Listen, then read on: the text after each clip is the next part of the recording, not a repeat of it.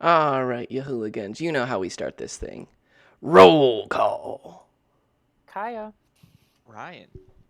Mikey. Kyle. And Steven! Welcome back, everybody, to episode number 38 of our Elemental Evils campaign, The Odd Jobs, to what is titled, and which needs to be updated with the correct word, to episode 1 of Mayhem in the Earthspur Mines. And while I went back and thought about renaming the other ones, don't worry about it. We're going to call it part 1 regardless. When we last left our favorite adventuring party of Mole Master, the final portion of the fight in the Thylles Karametrios complex, nicknamed the Hurricane by his followers, or perhaps himself, the party had just dispatched of the young Zor in the compound, leaving the 3 remaining nobles and an unknown amount of guards beginning to rush away from the burning drug fire that the party had left beneath the house. After receiving the pointy end of a spear chucked through the window, Jasper had been knocked unconscious. The party fanned out, bringing Jasper back to her feet. Joe attempted to leave the room, got stabbed in the back by Letitia Goss. Then a whole bunch of people got stabbed. In the grand scheme of things, I believe almost all of the young nobles were stabbed to death. I believe Freddy got a stabbing wound. Another young noble took a spear to the chest. I think you speared a noble to death. And then finally, Freddy putting the end to Letitia Goss with a full-powered magic missile, channeling some inner Zanzan. As the house became more and more consumed by flames, the last of these large avian creatures, these axe beaks, entered into the burning building to take one last strike at the party. After dispatching such a creature, the party was able to leave the building, spotting the remnants of whatever cult activity, whatever cult members left alive, escaping through the front gates. The party collected Ovan, the young monk imprisoned at Thylles' compound, and made haste away from now the second burned Zor/Zora building that the party had come in contact with.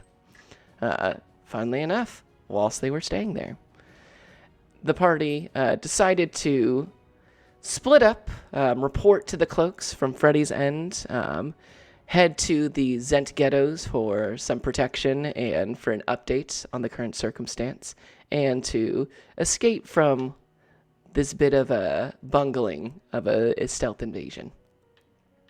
Freddy returned to the Tower of Arcane Might, reported to Nevlon Dejuan, played a very tricky bit of wordplay with lots of grass and gardening puns thrown in, but successfully passed off the investigation of Thylles Karametru to Cloak Ellison Beringer, who is going to begin investigating Usteel's smoke shop, one of the main buildings involved in the Silk Route trade coming out of Thylles' compound. Whilst not getting the okay from the Cloaks to invade the compound, unbeknownst to the Cloaks, Freddy and the party have bought themselves some time as Ellison goes to begin investigating Utsil's smoke shop and finding proof that Thylles is using magic and/or drugs to bewitch and coerce the young noble of Molemaster. The rest of the party return to the Zent ghettos, having a much better interaction with the coins for orphans, taking advantage of them to avoid being searched by the City Watch. The rest of the party made their way to the Black Blade, the Zenitrim hideout. There, Ekwars took them into a hidden kind of alcove behind the Black Blade, down through a broken, run-down-looking wardrobe. The party entered into kind of a not-so-secret sanctum of the Zenitrim, where they discussed what their next moves were. Jasper going out and, I believe, finding Freddy at the Oxpit Tavern after speaking with Nevlon Dejan to bring him into the fold. However, not before having to relinquish a certain necklace, Aramatia's Wisdom, the necklace of Fergus Bolt Smelter, who Krumeg, the owner of the Ox Pit, being a close friend, had inquired and successfully deduced, after getting the truth from Freddy, that one of the members had said necklace. Returning the said necklace, Jasper headed back to the Zent ghettos with Freddy falling behind after giving one last update to Nevlon Jizwan about his current whereabouts. As Freddy entered into the Zent ghettos, he was accosted by some of the more colorful members of the ghettos, and with a good use of Rod of Charming was able to escape what otherwise would have been a back alley mugging of the highest caliber. The party now begins to awaken after spending the night in this not-so-secret sanctum of the Zenitrim. I believe the current parties for the current plan for the party is to make their way west towards the Earthspur Mountains. For some to deliver a letter from the stone dwarf Boone, Ludwig Khazar, to his estranged brother, Iorn, king of the Ludwig Khazar dwarves. Another to investigate the disappearance of a number of Molemaster agents that had been sent to the Falling Stone mine to see what had caused the disruption of some of the iron coming out of that mine. And finally, to pull on the thread of Rornak's past, a individual by the name of Von Quo, a mind flayer of most dubious intentions, who is intricately laced and intertwined with the soul of Rornak, now possessing this body. We return back. It is the mid-morning, the following day. Time is hard to tell inside this inner sanctum, but you can hear the kind of hustle and bustle of the Zen ghettos above you beginning to stir with the morning. Party, what would you like to do?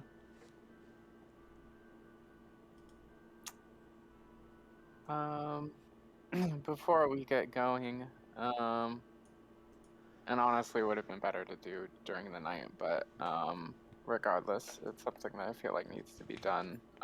Jasper has some books she left in her room that she intended to give to Ilva. If she could run and grab those and bring those to the Windsnug and just like pay them to hold on to it for Ilva until she shows up, that would be great. I understand if that's not possible though. Roll me a charisma check. Okay.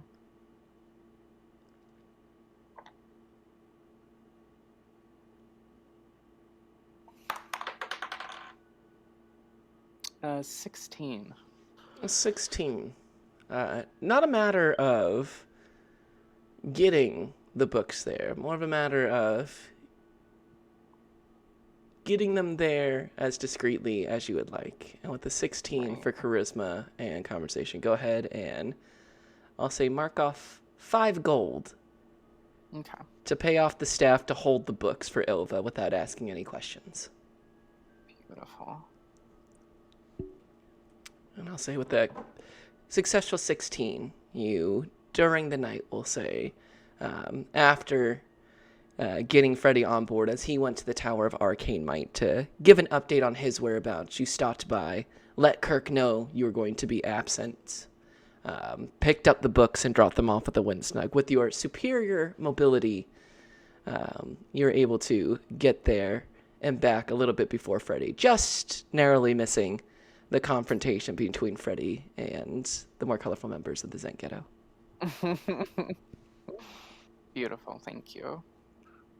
I have some business before we get started as well. Since we leveled up, I can go over what spells I picked up. Yes, absolutely. Tell me. So I dropped a couple and picked up a couple more. The big thing at level 5 was I got my 3rd level spell slots. Yay! Welcome to level 5. Hooray! Yeah. Claps in What I ended chat. up picking up, I don't remember what I dropped because I just didn't keep track of it. But what I picked up was Fairy Fire, Thunder Wave, and then for my 3rd level spell, I picked up Stinking Cloud to fulfill my Stinky Pants namesake. Wow. To keep it on brand. I am the Stinky Pants Barb. Poopy Pants himself. You know, you just shit yourself once in front of a, thieving emissary, and the rest is history. I mean, it worked out, though. It's working out. We wouldn't be where we are now had it not happened that way. It is currently working out. Currently entwined with a powerful arcanist, Fronte. So yeah, I think it worked out pretty good for you, all things considered. Yeah. Excellent. Freddie, you spend a bit of your time during the evening before kind of going over your spell book. You've been permitted from your last rank up in the cloaks to cast 3rd level magic, but you've been having some difficulty. 3rd level magic is a little bit more unwieldy. You don't like when your magic gets a little too out of control of your hands, It's not cool to just let magic kind of explode everywhere. But you're feeling more confident today. Finally starting to see how you build on to the next level of spell power. And as you kind of finish your study in the evening, you're feeling very confident. And with a good bit of mirth added to it, thinking about the applications of your newest spell.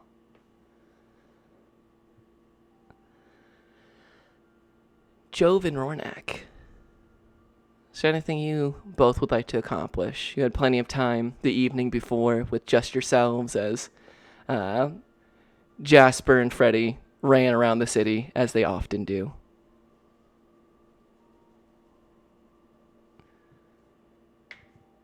Anything from the either of you? I guess the only thing that Jove would have tried to do is, I know Groshen Lore had said that he would have like a contact at the bridge to like let, if I'm remembering correctly, had a contact at a particular bridge where I met him. Yes, at the last drop. Yes. Was going to be leaving an informant there for you to agree to the job. And so pretty much, since we know we're going that way, Jove would just go out there and let him know that, hey, we're gonna be leaving town and we'll take the job essentially under the conditions of 1,000 gold.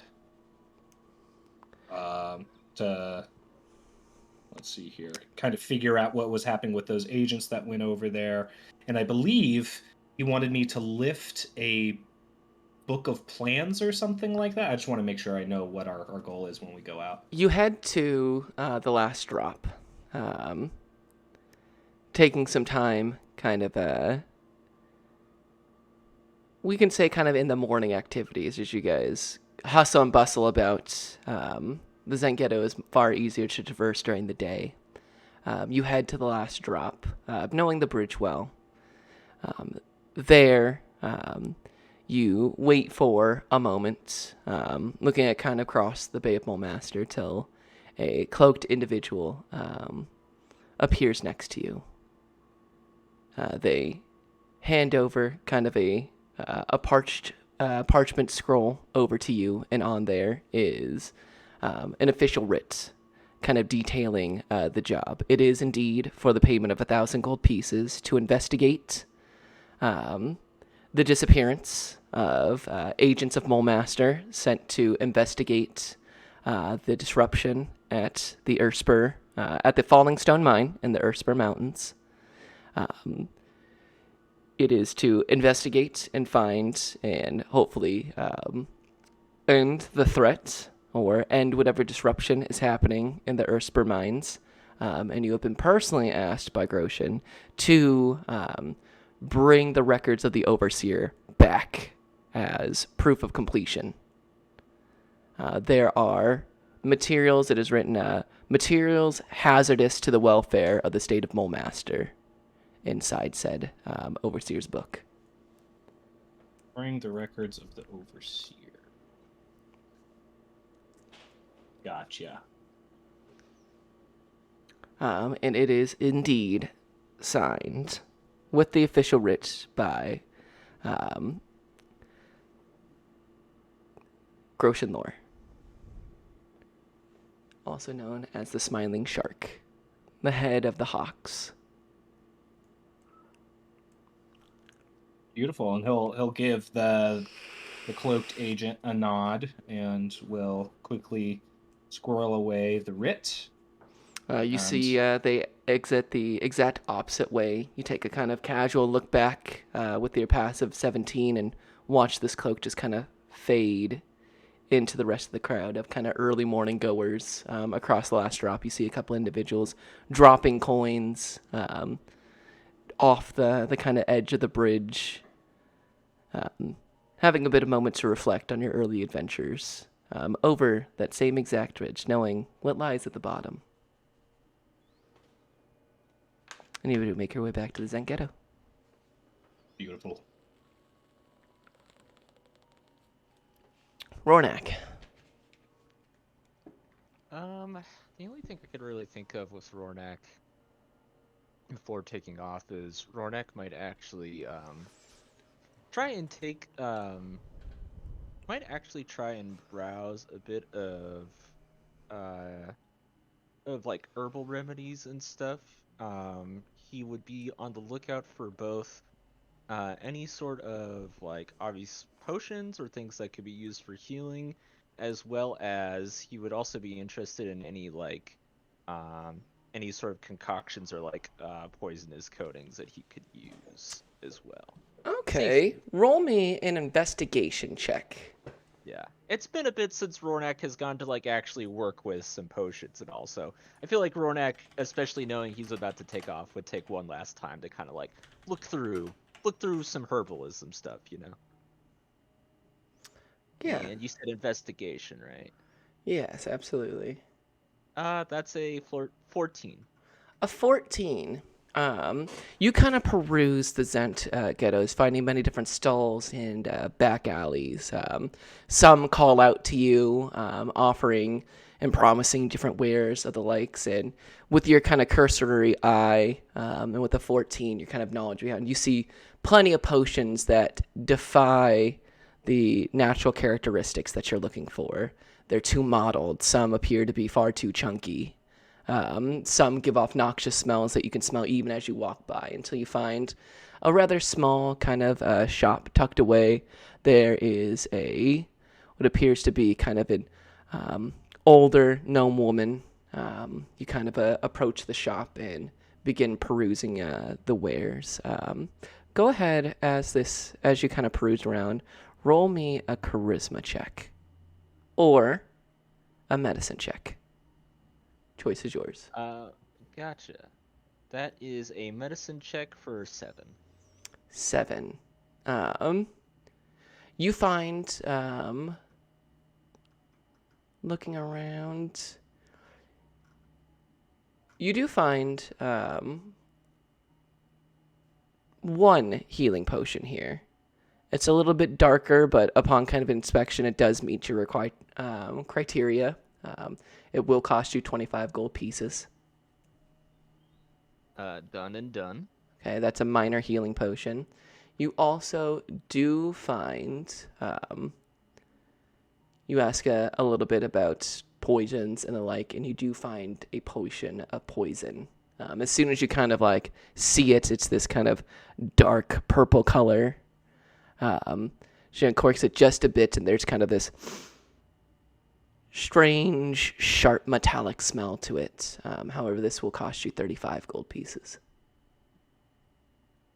Rornak will oblige and buy that as well. So I believe that's 60 gold pieces total then for the two of them. Yes, the potion of poison. When poured into a drink, it does not give off a smell or a taste. However, before it is poured and mixed with the liquid, it does have a sharp metallic taste. If drinking, it deals 3d6 poison damage, and the target must succeed a Constitution saving throw of 13 or be poisoned until they successfully pass that saving throw at the end of each of their turn. On a failure, they take another d6 of poison, and this continues until death. Very nice. And good to know. Indeed. So, one minor, 55 gold pieces lighter, and a minor healing potion, and a potion of poison itself in your pouch. You see a couple other stalls and the likes, but many of them seem to be selling tinctures of various herbal remedies that would be easy enough to make using a combination of some grain liquor and seepage. Yeah, if it's something Rornak could even do himself, then he's really not that interested. Yeah, looking around with that 14, you find this shop, but many of them seem to be lower ends, if not outright charlatans. All right, that's all I got for Rornak. Excellent. You return back to the not-so-secret sanctum. See the rest of your party. Jove returns, a parchment in his hands. Freddy and Jasper, awake. All of you feeling different levels. I believe it was... Who inhaled Silkroot? I believe that would be Rornak And Jove. and Jove. Could you both make me a Constitution saving throw? Don't die. Sir. Yes, sir. Don't die, don't die, don't die, don't die. Ooh, that's a It's 15. 18 for Rornak. You both wake up feeling very refreshed. A deep sleep. You look over at Jasper and Freddy, and they look kind of haggard compared to the two of you. Feeling limber, feeling refreshed. You don't feel any of the lingering effects of the silk root. I don't imagine we still have our temporary hit points. You do we? not. You no longer have advantage on dexterity saving throws. All right. You can always smoke more weed. True. God, that halfling pipeweed. It's known throughout the realms. Getcha. One more housekeeping thing. They call it the lead hand weed. Lead hand. I know from Ovan, I got the information that the potion that I lifted out of the chapter house was made of acid and more of an attack type of thing, something to throw. Does it have stats, or do I just kind of throw it at something at some point? 20-40 range on it. 20 short range, 40 long range. It deals 3d10 acid damage on a successful hit. It was a rather potent acid. That was good to know. Yes, with Ovan through the night, he's able to easily identify it for you. You try like just a bit on one side of a table, and you watch it just and just continue to fall like straight through kind of the floor, down into the earth to God knows who knows where.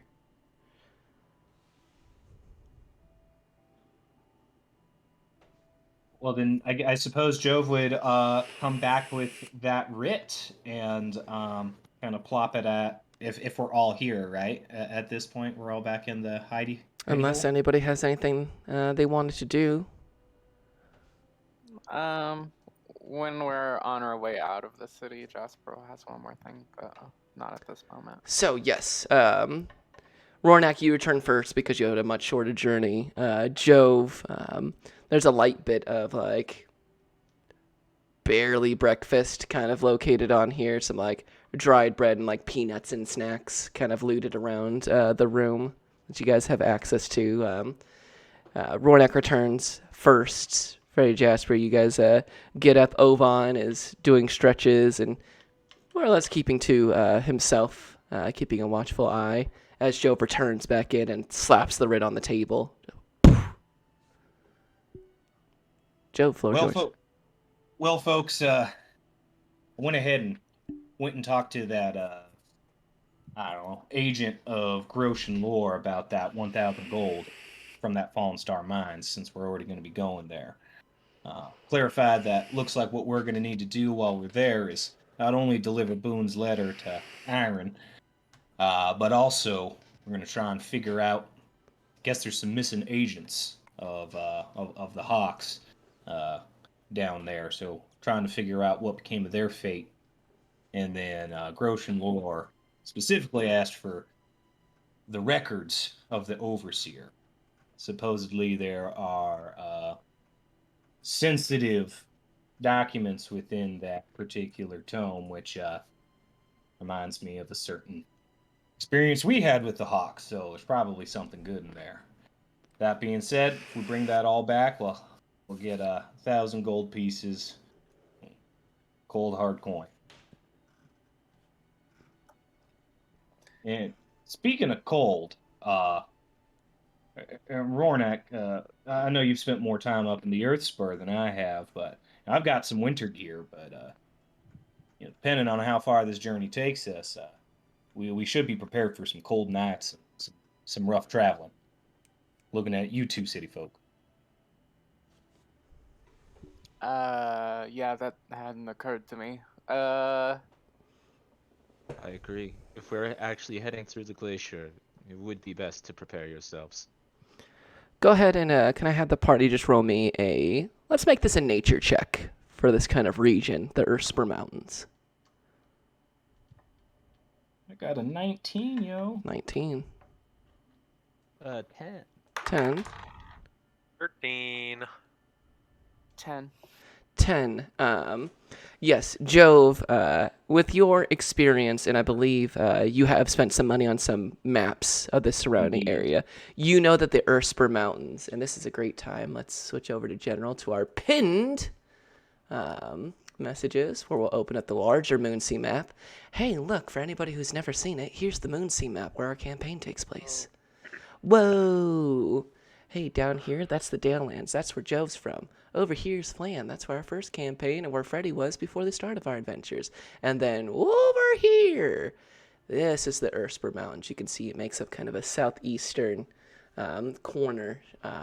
Right over here is the Monastery of the Yellow Rose, past the glacier.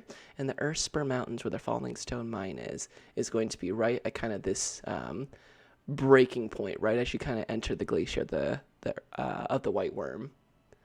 So just to the east of Iron Fang there. Yes, just to the east of the Iron Fang Fortress. Iron Fang Fortress is, I'll just give this as a free bit of lore, was a major fortress during the Moonsea War back in the day. However, it has fallen, was taken by the combined Moonsea forces against Mulmaster, and is now a testament to that old but certainly not forgotten war in this area of the world's history. So you know, Jove, that it will take the better part of a day and a half to get there. A lot of it's, the first part will be a pretty easy, flat journey, but the second half of it will be going up towards the mountains. Cold weather inclements, and I'll say with your 19, while the rest of you are vaguely aware of this kind of area terrain, Rornak, while you've never been there, you do know how cold it gets in the Glacier of the White Worm, and know that winter wear is preferred, even for your your sense of body. But Jove, fuck, what was I going to say? No, I'm losing my train of thought. You would know the 19. Oh, the second half is a lot of climbing. Avalanches in this area are commonplace. You know that as you ascend, it's going to get colder. There's going to be more winds. And a little bit of you remembers the warnings from Yavendel and your last communication with her about this ever-increasing windstorm. Well, lucky for you folks, I've been doing some studying during our downtime here, and I've got ourselves a pretty good route there. But yeah, it's gonna get cold, and it's gonna get cold quick, especially when we're climbing up the sides of this mountain here. When I was talking to Yavendale with the Emerald Enclave, man, she was saying that there was a mighty fierce storm whipping up through there, so it's gonna be cold, dangerous climbing. So we best prepare ourselves for chilly nights, and yeah, if you've got an extra set of furs or something, I'd highly recommend it, because I don't have a feeling that these toes are going to be much warm until we get back towards Mulmaster on the way back. So also want to consider stocking up on firewood. I feel like in the mountain and in the glacier, there's not going to be a whole lot of opportunity to collect firewood. So if we don't have the kindling required, we might want to gather some up. Good idea, Sound- Freddy. Sounds like we'll need to stop by a shop. I wish y'all had told me before I went home. But, well, we've got spare cash, so it shouldn't be an issue. Yeah, I'm all provisioned up and ready to go. So I can take you to where I got some of my winter wear. Seem to drive a fair bargain. And then we can get stepping before we lose too much more of this daylight. It's going to take about a day and a half to get there. Jove, describe your winter wear. I imagine it's to be a big, like, what's the kind of like a duster style coat, inlaid. It's got that big collar that can be flipped up. Going to be lots of fur on the inside. I think it would be.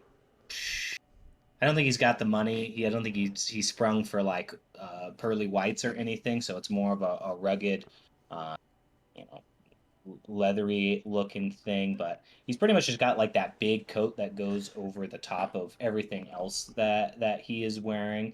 But he's got kind of that multi-piece. He's layered up. So if he really puts on all the scars and everything, he can have the hood over the top. So not like total like Han Solo Hoth gear, but like pretty damn close. Gotcha. You see, Jove's got a good chunk of his winter gear all out. Full Ranger mode, Caravan Jove at the ready. And also got I paid extra for that, like the climbing gear, so we've got all of that too.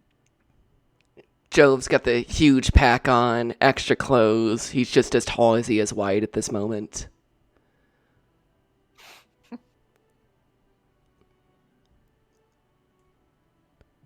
So, is the plan to head into town and get some winter gear? Sounds like it. Yep. You Absolutely. For winter gear, I believe cold weather gear. We'll say with all four of you guys in your knowledge of Mole Master, we don't need to roll for it. It'll cost 10 gold pieces to get you like the heavy fur coat or cloaks, the layer of wool clothing. Everything is going to be fur-lined, the hood, goggles, boots, gloves, and it will protect you from cold weather. At this point in time, with that 10 gold pieces, unless anybody can't afford it, you may give me the flavor of what your winter wear will be.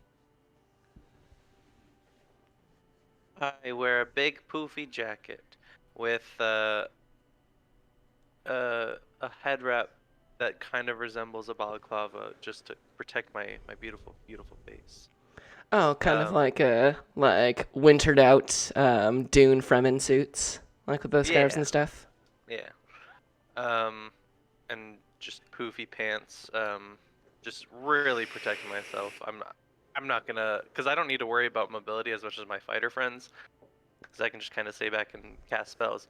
And when he's thinking about that, he takes out his dagger and looks at one of his gloves and takes his left glove and cuts the fingertips off of the thumb, the index finger, and the middle finger, so he can play his harp, because he can't play a harp with gloves. It just doesn't feel right.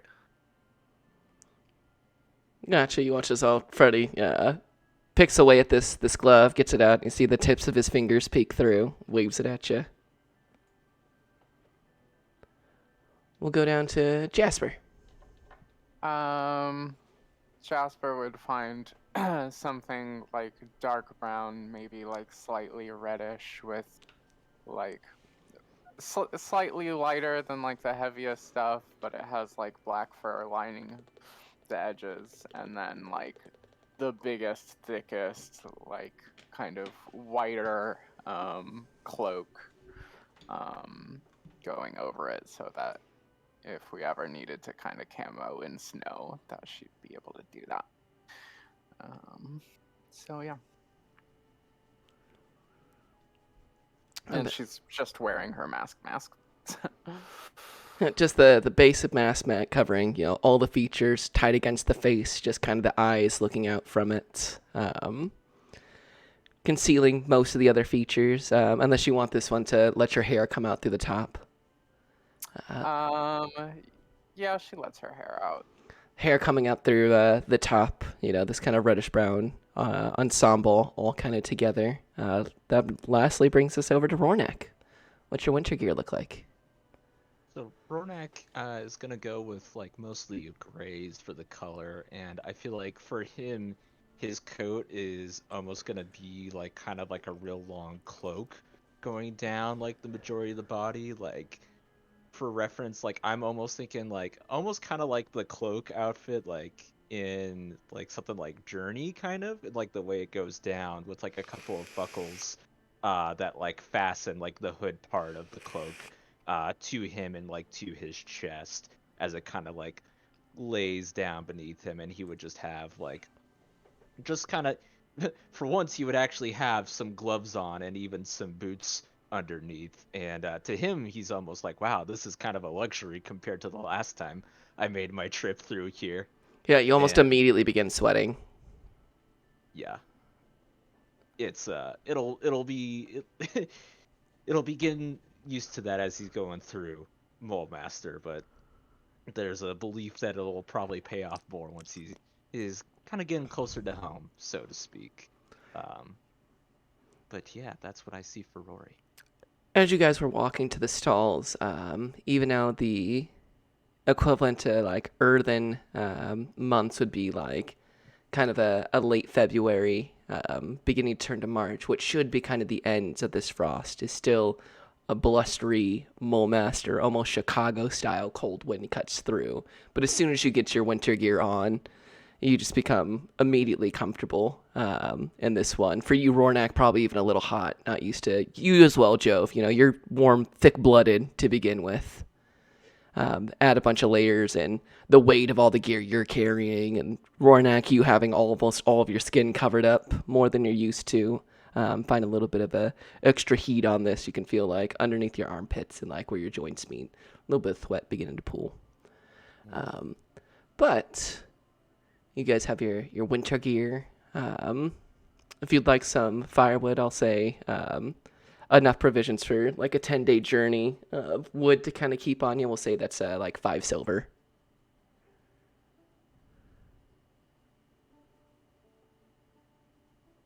Yeah, I'll throw down on that. I would throw down, but I am out of money. Thank you guys for giving me that 75 gold to spare. I literally spent it all here. I love it. Get some money, spend some money. That writ with the 1,000 gold pieces is starting to sound real nice. At least to make some more potions. What's the breakdown of gold to silver? It is 10 silver pieces for 1 gold. Okay. Yep, 10 coppers make 1 silver, 10 silvers make 1 gold, 10 gold makes 1 platinum. Actually, yes, that is the correct Forgotten Realms. Because I think Electrum is stupid. Yeah, same. I have paid 5 silver for wood. Excellent, gotcha. Not to say that Jove can't as well, but I definitely want to have some. Yeah, we'll say you get the wood, you get stocked up on provisions. If you don't already have them from your other adventuring kits, you feel pretty prepared, Jove. You have a kind of rough with your map and everything. You know that you're going to need to take the path out towards the Earthspur Mountains. Stopping by the fire on the Threshold Inn, kind of the last inn before you begin the Ore Path. And the Ore Path is the official route from Mole Master to the Falling Stone Mines. That's where the bulk of the climbing, the intermittent weather, the cold, all of that will be waiting for you. Hopefully.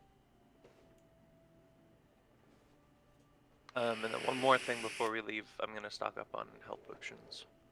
All right, go ahead and roll me an investigation check. Investigation. 4. Looking around, you find one shop has a minor healing potion. It is 75 gold pieces. I do not want that. What happened to the shop that I went to get the potions of healing? Wouldn't I know where that is? Oh, Been you there, absolutely check. You check in there. Still sold out. It's only been like 2 days since you brought their whole stock of health potions. Did Takes I buy time. their whole stock? Just about. Okay. Well then I won't stock up. So literally, with the 4, you find other, a couple of minor healing potions, all of them marked up hella high. 75 gold pieces is like the cheapest one you find. You find one that looks like this mottled red bottle, like 100 gold pieces. Just ridiculous markups. Like they'd get the job done for what I need them to do, but at the same time, fuck that. Yeah, like I've been able to get like four of these bad boys for 100. Like I know how to work a deal. I know what I'm being talked down to. Yep, I won't buy any potions. Gotcha. You begin making your way out the South Road Keep, past a number of individuals starting to come in, number of stables, horses, other kind of steeds and mounts, passing through kind of the waves of individuals. Heading south out, you'll have to kind of hook it around the southern part of Mulemaster and then come back around to begin heading towards your journey. Let me point it out on the map for those of you watching at home. They're going to head out through this section right here because there's no way to get out of Mulemaster. There's only 2 entrances, the Bay of Mulemaster and the South Road Keep. That's how they keep so strong. Pop out through there and then begin heading east towards the Earthspur Mountains. Oh, by the way, just before we leave, Jasper's gonna tap a gold coin on the corner of a building. A kind of middle-aged human male, a little bit portly, immediately appears. She gives him a note addressed to Ilva at her workplace, essentially saying that there is a package waiting for her at the Windsnug, and that the city moves fast and we need to move faster. Be ready. The kind of middle-aged, slightly balding, portly man takes your coin and your letter and begins running towards the way. And you can see him kind of already starting to get worked up from it, but man's moving.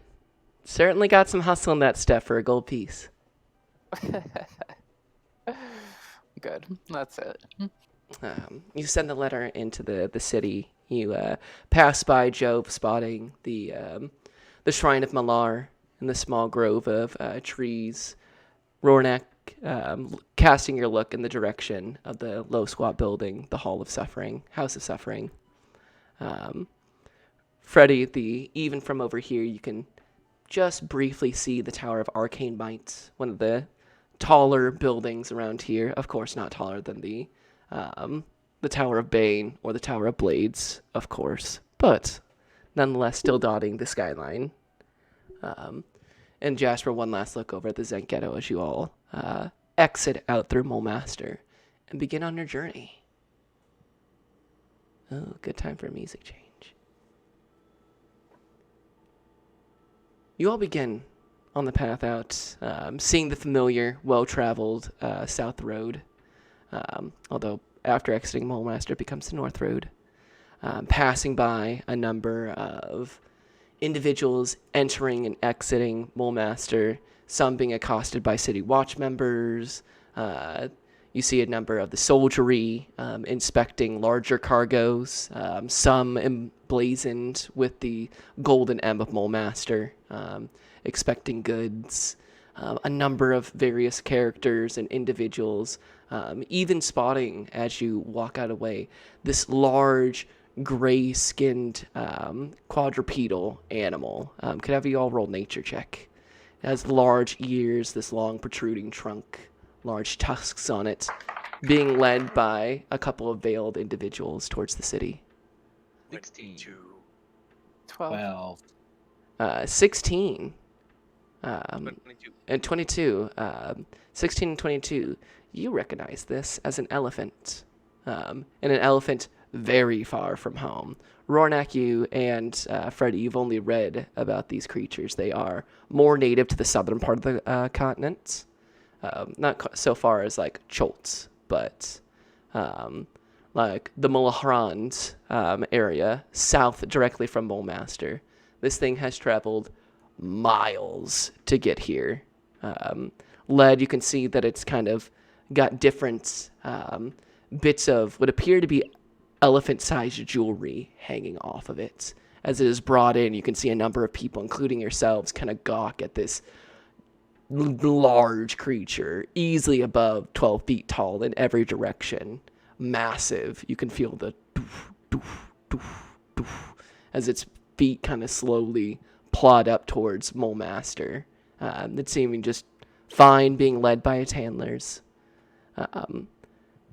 As you see a number of strange kind of exotic animals in line, all heading towards Mulemaster.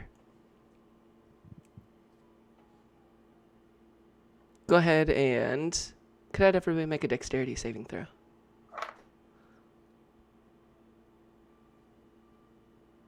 $15. 15. Crit fail. 10. Freddy and Jove, you're able to sidestep correctly. Jasper, at the very last moment, you push off from the closest person to you, that being you, Rornak, as you fall face first into a significant pile of this elephant's droppings. Oh shit, Ronak, I'm sorry. It was a gut reaction. I didn't mean that. She'll pull him out. Hey, no, you're gonna Definitely. smell like shit. Don't you have that spell to make us not smell like shit? Yeah, this would be a great time for that, Freddy. As he I think I've got takes it. Let off me the let me mask look at my and starts- spellbook here. You gotta look at my Let me- notes. Let me hold on. Let me She smacks him upside the head with her shit hand. Rornak, can I have you make a Constitution saving throw? I fucking do it. 15. 15? Yeah, you're able to hold it down. damn it. You wait for it, Freddy. You're just like, huh? About 30 Once seconds. Once I see it's not coming, I'll press it. I keep I'm holding it down and holding out my mastiff, just like, Freddy, please, please. You watch Rornak, its face begin to redden as he's clearly holding his breath and this throat vomit in successfully, but still. Yeah, Freddy's like looking through his book, and then without actually finding the page, he just gives in, closes it, and then just casts prestidigitation on you. Since it is a cantrip, he doesn't actually need the book. And it just, whoomp, the elephant dung falls off of your person. The brand new winter clothes no longer sullied by elephant poo.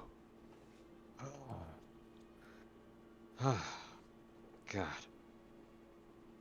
Can't say I want to do that again. As he puts the mask back on. Still, what is an elephant even doing here? Maybe it's for the gallery. Maybe they're getting as much, I don't know, entertainment as possible.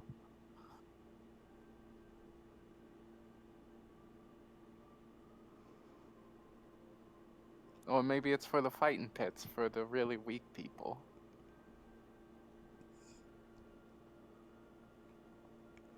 You let that joke just hang out there, and Bard just kind of looks at you, back at the elephant, back to you.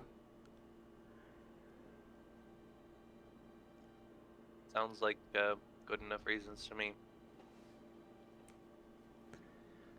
You all continue away from the path, eventually hooking out eastwards, away from the crowds already making their way into Mulemaster proper.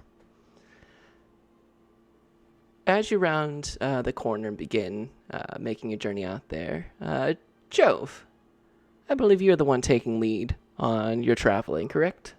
Indeed. Got the maps. go ahead and make me a survival check with advantage.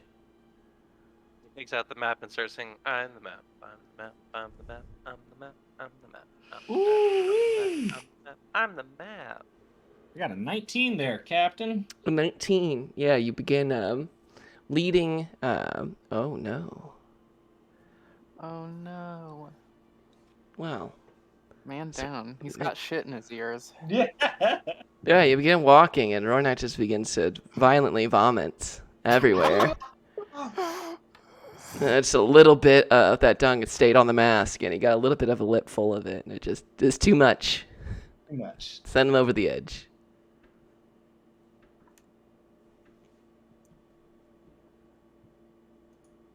This week's episode is brought to you by Dwarven Forge. No, it's not. I'm lying. Could be though. Yeah, it might be fun. That could be neat.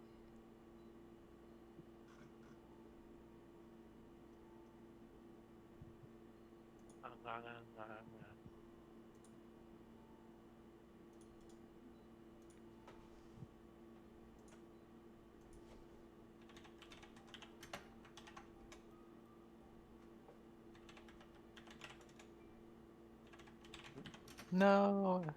Hi, Fredbot. Fred. Hi, Fredbot.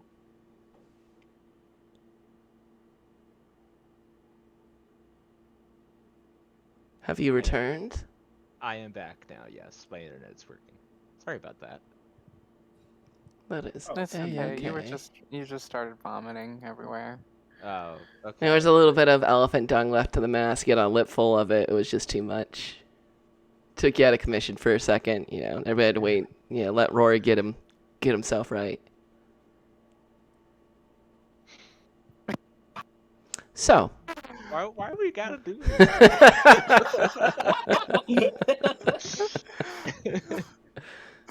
You know, they had to find narrative pause. It's a great narrative pause. As we have switched the music. Perfect.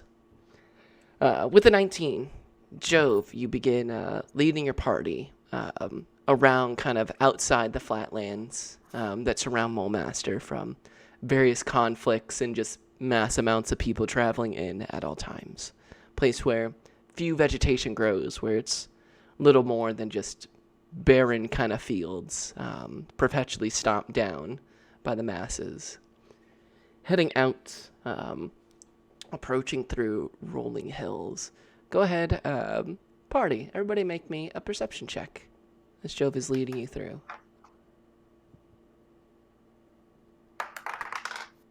Hell yeah. 17. Catchphrase. Got a crit fail, but on perception, I get to say catchphrase. Nice. So with 2 catchphrases and some rather good perception rolls.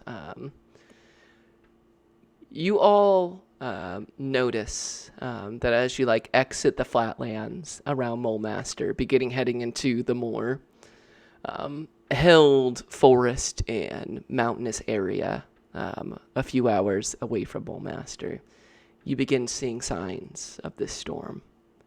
Looking up, you can see the Earthspur mountains peeking up from kind of the different tree lines. And at various hills, you can kind of see above these trees. And you can see spreading out the center of it masked miles and miles away.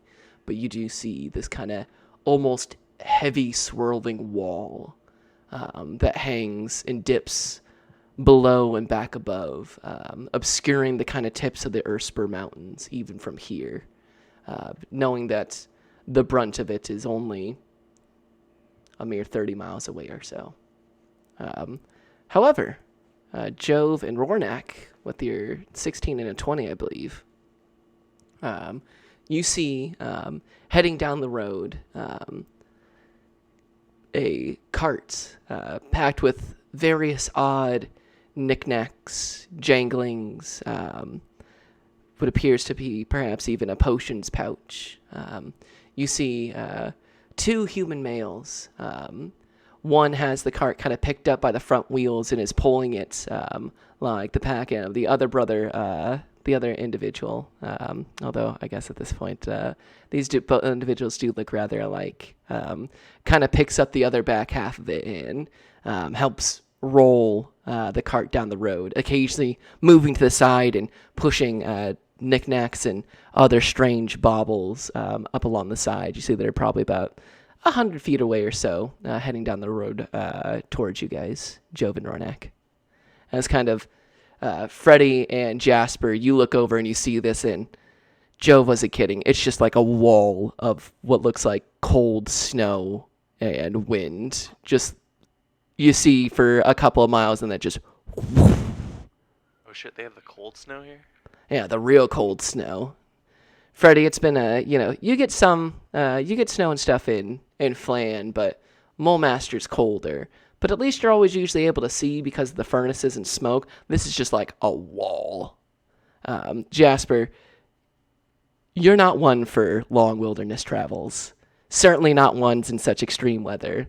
And certainly not without a large entourage of servants and other individuals, making travel fairly easy. Right. She's used to, like, accoutrement to get her. Oh yeah, you've traveled the Moonsea and such, but you've always traveled with family and the best travel arrangements money can buy. This is different. So that's what the Lap siblings are focused on, as our more road-traveled individuals notice this kind of cart being pulled towards you guys. Jove will elbow Rornak and say, "Hey, Rornak, you see those fellas up there? It looks like they're rolling down this way. Maybe they can let us know about how the road ahead is going, because that storm's looking mighty fierce." Yeah, I see them as well. We could certainly ask what they fared over on their way. Might give us a bit of an idea of what we're currently getting into, at least. Well, let's do it then. Yeah, let's approach them. You begin approaching, probably about 60 or so feet away. The one kind of leading sees you and waves to you. The one in the back notices and also leans out and waves at you, waves at the two of you. At least they look friendly. How's the road there, friends? Looks like we're going where you're leaving. Oh, hey, you're heading back that way. You ought to be real careful over there. Been a whole lot of bad weather and roads aren't looking too good. You sure you want to head that way? The kind of one leading begins speaking. We got a little business going that way, but yeah. So we're pretty set on our journey here. Any recent news that might help us on our travels, or just that it's cold and shitty? Oh, you hear any news after our last time by the threshold inn? Other individual pipes up. Oh, not a whole heck of a lot besides, getting deep in the drinks. I heard some stories about some Yetis, a little bit further up the mountains, but what kind of good mountain doesn't have a Yeti, Well, that's fair enough. That's what I said. He thinks I'm a crazy person talking about Yetis. I'm just saying there can't be a Yeti on every single mountaintop. I'm just saying. It'd be impossible. Do you know how many mountaintops are in Faerun? I'm just saying it seems unlikely there's a Yeti on every single one. Does that sound like a crazy person's experience? I don't know. You ask, tell me. They both kind of look to you, Jove. It's the third party. Well, was there a room at that inn of yours before you guys left, or most people clearing out because of the storm? Oh, I think there's probably a rumor there too for you. A lot of people don't want to be caught up in it. The threshold is that last kind of inn before you hit the glacier of the White Worm, and there's no easy traveling there. We'll tell you what. Are y'all planning on heading that way into the glacier? Joe's gonna look over at Rornak and kind of shake his head and say, "Well, looks like our path is leading us that way." Oh, well, we're definitely not heading anywhere back there anytime soon, but we happen to be merchants of various knickknacks and other helpful items. Would you maybe care to look at the wares before you head that way? Hate to not offer at least a little something for your travels before you head out that way. You kind of see, you can look through the cart, there's just all sorts of different, just you see like little vials of stuff and utensils, like a blanket, various kind of just an odd assortment of just various all sorts of knickknackery.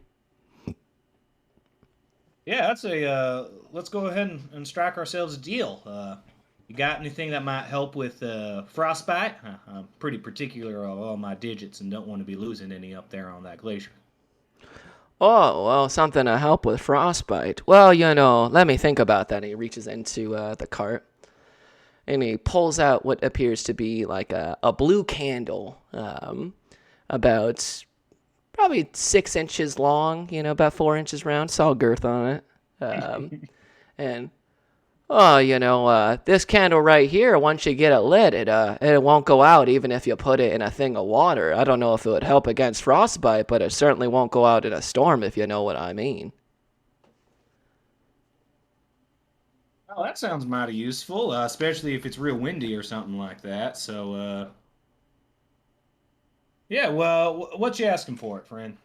Oh, for a candle that never goes out no matter what, I'd sell that to you for a gold piece there, bud. Oh, it's a pleasure doing business. And Joe will flick up a piece of gold. Oh, well, thank you very kindly right there. Let me get you this here right here. And hands it over to you, and it is a candle of the deep. It is a candle that will not go extinguished unless you apply. There's like a little cap that goes with it. And you put the cap on it, and it will extinguish it. Otherwise, it is a candle that will burn for 8 hours continuously, regardless of condition. It is a candle, so it's just bright light in a 10-foot direction, then 20 feet of dim light afterwards. It's not like a gigantic torch or anything like that, but it is a candle that will work as such. Looking on, yeah, go for it. I was gonna say, I've got some companions that have got some gold on them too. If you don't mind them having to take a look at your wares, I can wave them over. Oh, not a problem at all. In fact, here, thank you for your patronage. We'd really appreciate it. And he hands you what appears to be like an odd wooden spoon. Think of like a classic abuela's like well-used wooden spoon, been used in soups and cooks and all sorts of different stuff. And why don't you take that for free to remember this time and place right here? Well, yeah, I'll keep it on me. Next time I'm cooking up a stew, I'll say a little thanks to you. Oh, we'd be really appreciative of that. Go ahead. Thank you for your business. And go ahead and add wooden spoon to your inventory. Spoon, well-used spoon. Well-used wooden spoon. Look over to the rest of you. Oh, hey, we've been told that you guys maybe have some coin and are in need of a little bit of this and a little bit of that. I've never turned down a tchotchke. Yeah, anything to make this experience less fucking cold. I hate it already. Oh, less fucking cold. All right, let me... Jasper, go ahead. Would you roll me a d20? Sure. I'm looking for just general boot ads, not necessarily winter survival. On the D20. 6 on the d20. Okay.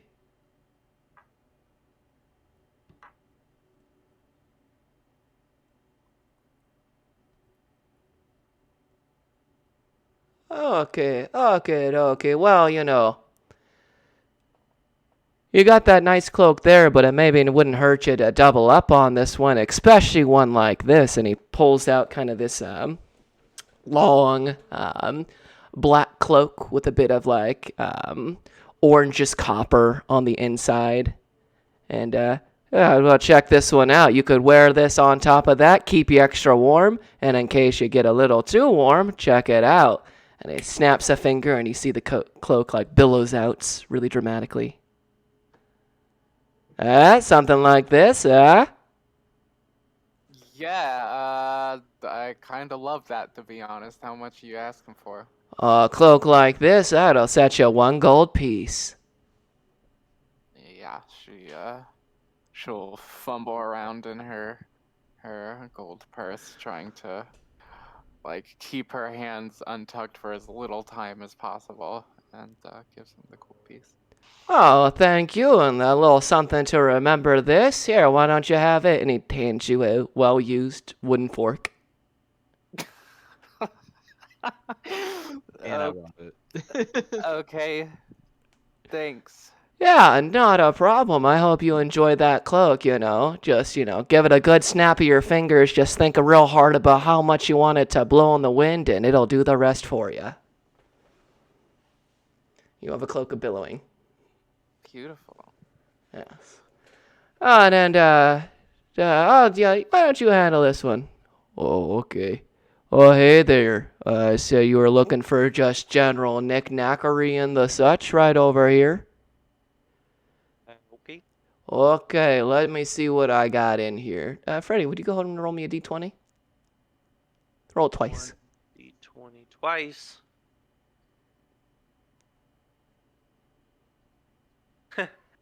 A natural 1 and an 11. Natural 1 and 11. Oh, well, all right. We've got this here, and he holds up this kind of what it looks like a drinking horn with kind of a strange bluish green metal tip at the end of it. Almost looks more like a mouthpiece. Oh, listen to how good this one here sounds. And he blows the horn really loudly. However, Freddy, you are the only one that hears this loud, just... The rest of you, he blows on it, makes no noise whatsoever. Why would he need a broken horn? Oh, this horn's not broken at all. It just only makes the people who wants to be heard by it heard, So I wanted you to hear it. Let me ask you, did you hear it there, little feller? Yeah. Exactly. Right in my freaking knee. Exactly. That's how you know it's working just right. Fair enough. How much for that? Oh, this one right here, that would be 1 gold piece. Sure. And you now have yourself a horn of silent alarm. It has... Go ahead and roll me a d4.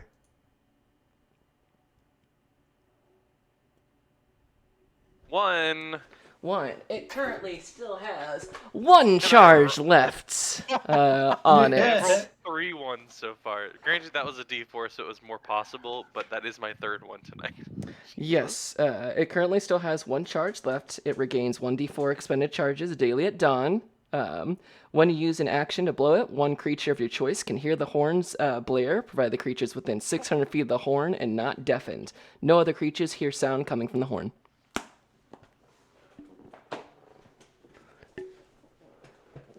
You have a horn of silent alarm.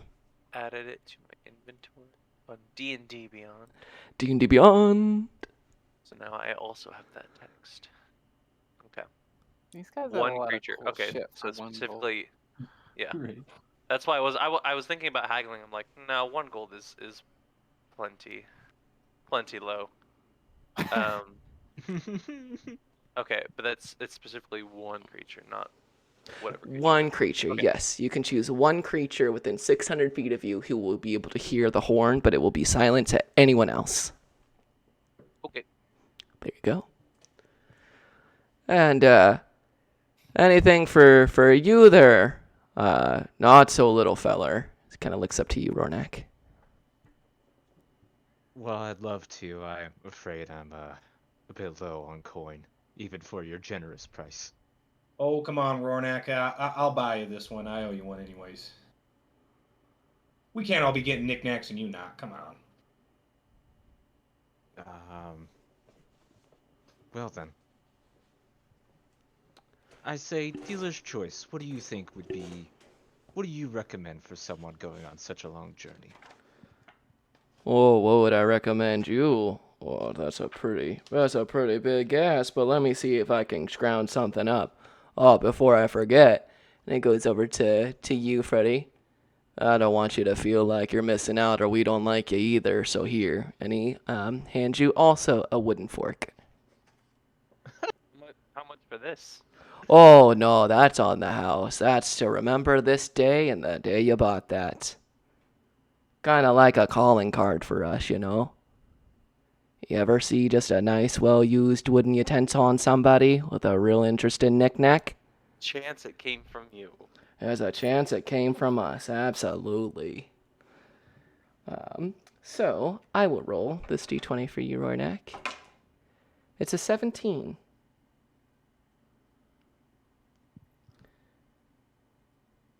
Well, I don't really have anything here for, a cold day's travel, now that the cloak's gone and all of that stuff there, but, I see you got a staff there. Maybe you'd like something like this, and he hands you what appears to be like a foot-long metal pole. And he reaches out and says, all right, go ahead and say this word. And Jove, since you're on Dwarven, it is the Dwarven word for erect. And Nice. Rornak, do you repeat the word? I do. You said erect. He says erect in Dwarven, and immediately the 1 foot pole becomes a 10-foot pole. Yeah, it does. Yes.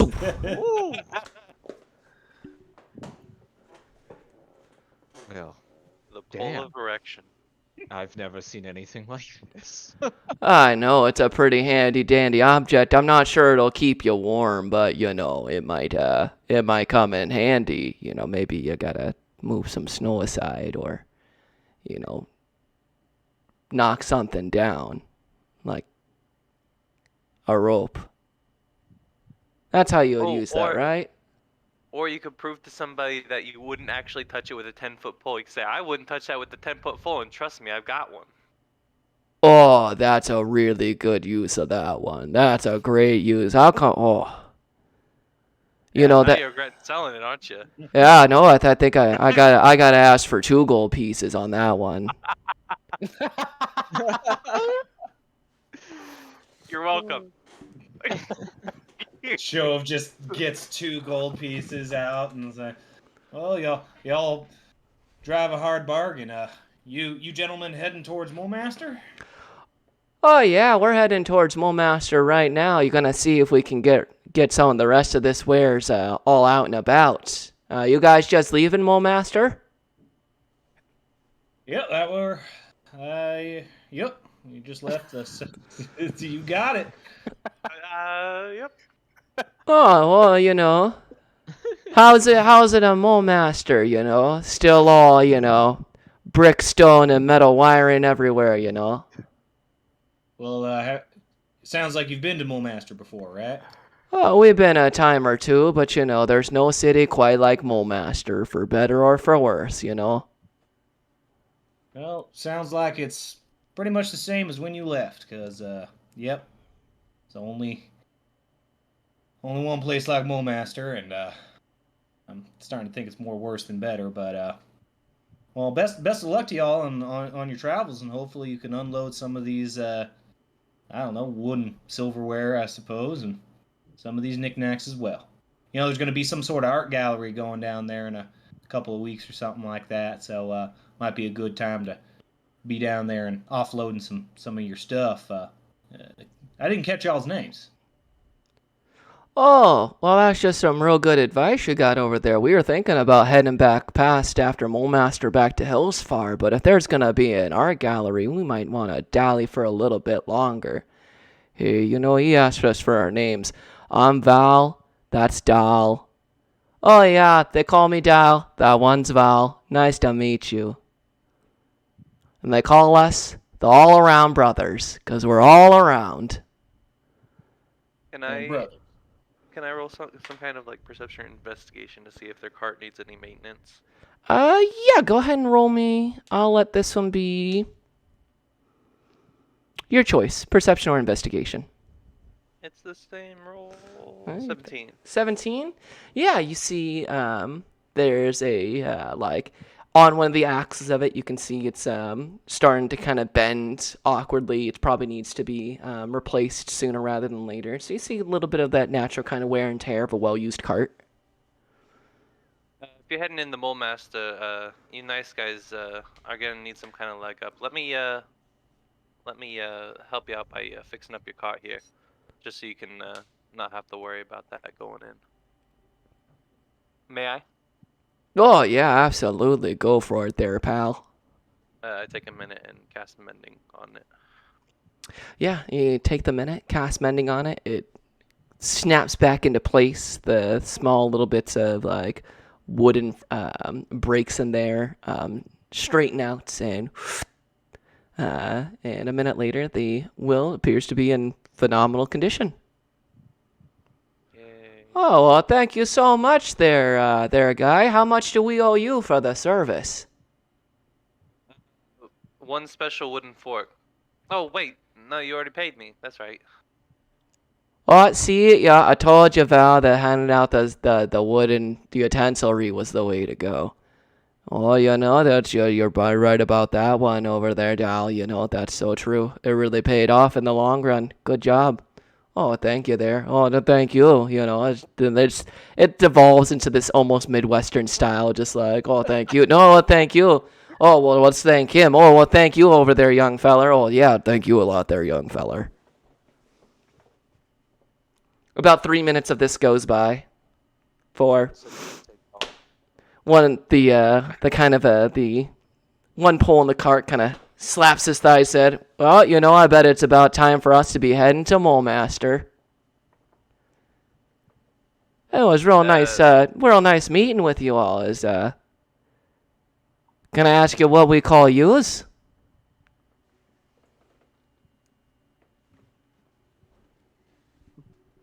Yeah, well, we're a little group. We call ourselves the Odd Jobs. So we all got our own individual names, as you might be able to guess. I'm Jove. The rest of the folks can introduce themselves. But happy trails to you folks. You Freddy. I'm Jasper. This is always the hardest part. The Odd Jobs. Well, you guys were real amicable, and we really appreciate your business and your candor. So, you know, good luck heading into all that one. You know, maybe see you in Mole Master sometime.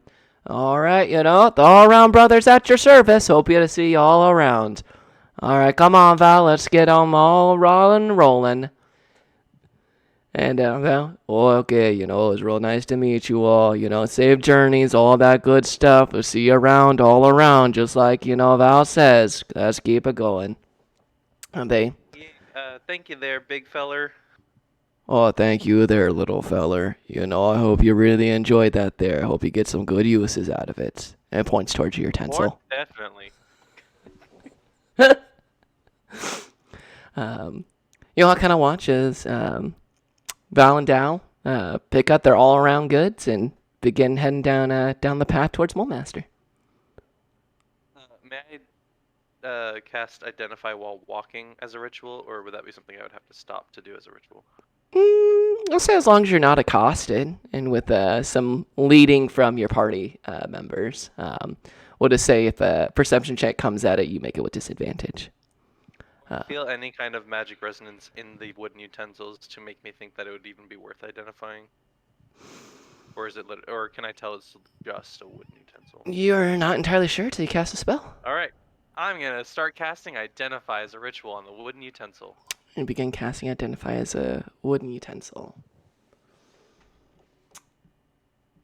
I don't know that was the best idea to tell anyone who we were on the way out of here, but what are the chances that'll bite us in the ass?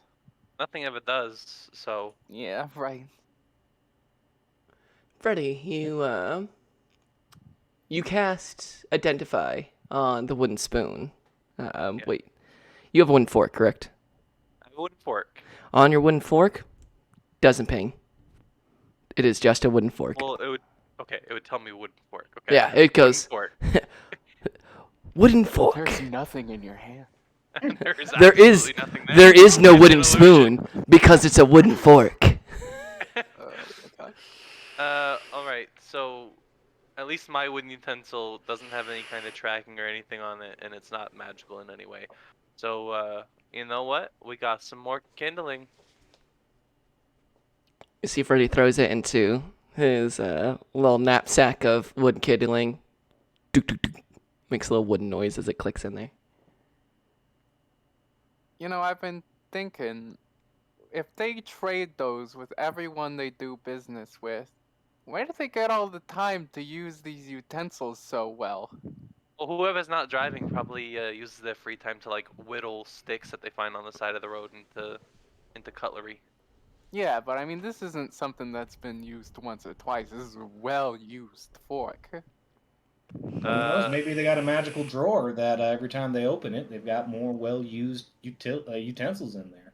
Or maybe they're Maybe. just well-disguised highway people. Highwaymen. True. They Oh. steal these, is what you're saying.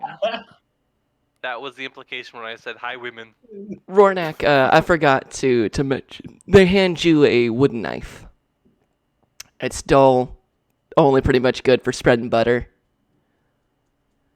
So Laps, you both have forks. Jove, you have a spoon, and Rornak, you have a dull wooden knife. Love it. Well used, obviously.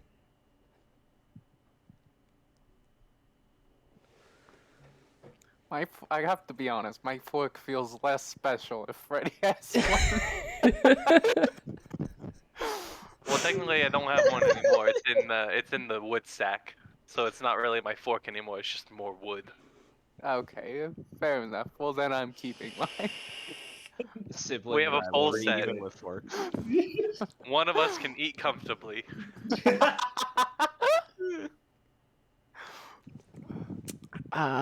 All right. Can I have Jove? Can I have you roll me another survival check with advantage? Indubitably. Nat 20. Yeah! Nat 20. Yeah, absolutely. You hit a couple forks in the road. There's that moment of everyone's like, yeah, forks the have two. forks. Yeah, you hit a third fork. It's just like right there in the middle of the road. You're not sure if it's pointing left or right. Jove's like, left. Let me identify it first. You identify this other wooden spoon. It's like, it's a different wooden spoon. It's incredible. Whoa. And Jove, you go left, and then you take a right fork, and then another right, and then left in as the day drags on, as Jove continues down these different paths. There's a worry for a moment. However, Jove, as evening kind of begins to fall, you see up ahead, following the path, following the map, the cold air brushing past you, the temperature dropping steadily. Every hour, another 5 degrees. What started off, which was probably a blustery 65 in Mulemaster, has now, after 5 hours of traveling, dropped down to 40 and getting colder and colder. You can feel your winter clothes are helping keep the worst of the bite off, but you're easily able to see your breath. You begin to see kind of frost, the flurry of this large kind of storm, even closer now. You can almost hear this kind of just low howl, just off in the distance. Your line of sight's blocked now that you're even closer, almost this large wall of wind, before you see just vaguely the steady smokestack of a fire burning. And off along the road, you see a moderately sized, probably like a mid-sized log cabin, maybe a little larger than like a private residency, almost kind of like one of those long Viking-style buildings, having a second floor and a first floor kind of squat on the sides, and with a dull wooden sign out front that simply reads "The Fire on the Threshold Inn," with a little kind of decal of fire at the bottom of it. What time of day is it? It took you guys a little bit of running around in the morning and needing to sleep off the event the night before since you were well into the evening. We'll say with Jove's nat 20 and then earlier 19, his map and his skills as a ranger, you guys have made it there right before nightfall. Perfect. Well, I think that this is fortuitous. Absolutely. We're going to be having to spend some nights out in the elements, but luckily that isn't going to start here tonight. So maybe we can get a room up there in that inn and call a little earlier tonight, perhaps. Some supplies, some food, some firewood. Yeah. Any chance we have to save what we have, I think it's a good opportunity here. And yeah, maybe if there's any travelers that have come up and down the glacier, they can, or the Fallen Star Mines, or anything, we can maybe hear some chatter around the bar or something. So, but Jasper, you're right. We probably should lay low on calling ourselves the Odd Jobs or whatever. I mean, the Grosh and Lauren, those folks know that we've left town, but I know that we've got some smoke on us. So. Yeah, there's some people that I'm sure would like to talk to me without having to fear what city guard or the cloaks would do, and leaving me here with nothing would be a pretty easy way to do that. Can Do we I wanna maybe- can I have everyone but Freddy roll an insight on that real fast? I got a 2 for a 4. No, a 5. I got a 17. 17. I got a regular 20. A regular 20. Jove, you're like, yeah, absolutely. Ornak and Jasper, that phrase particularly gives pause because it sounds like he's talking about another party, as if something recently happened. You're not sure what. It's like, did Freddy get accosted recently? As it crosses your mind. But continue on. Just for staying low sec, do we want to enter in pairs maybe so we're not so conspicuous? Or just say fuck it.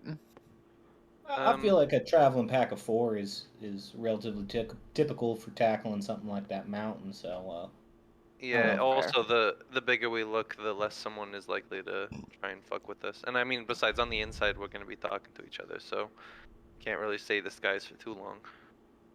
Fair enough. Let's head on in then. You enter in. It's kind of a lofty drinking hall.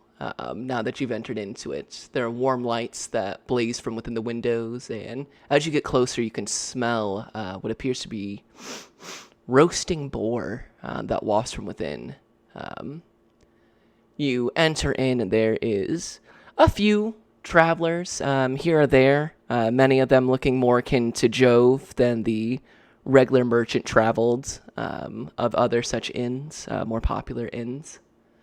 You can see that it appears that there is a number of fireplaces, 4 to be exact, all lined on this kind of wall. One for cooking, one for heat. They appear to go all the way up.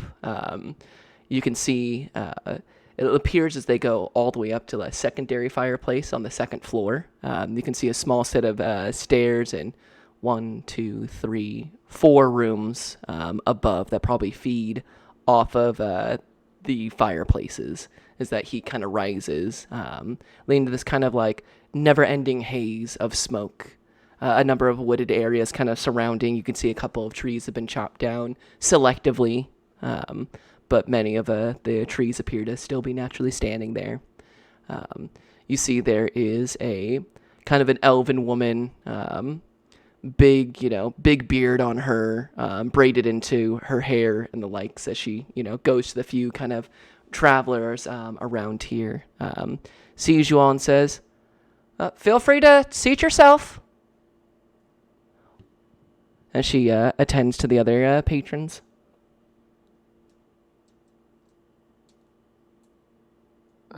Yeah, Jasper rushes to take a seat.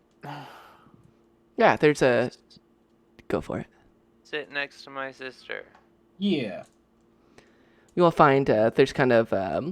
there's like a long stretch of bar seats, and then what appears to be just a really long kind of just table. Think real feast hall style, Harry Potter style, of just like long tables, just kind of smushed up like point to point to point to point that goes across the bulk of this inn. You sit down and take your seats. It's warm in here.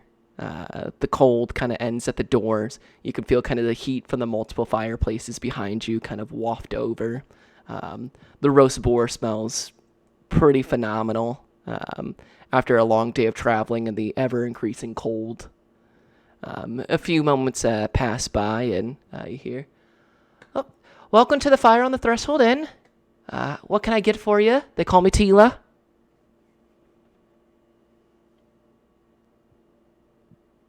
Food, drink, a room? What can I do for you? Yes. Food, drink, and a room. Gotcha.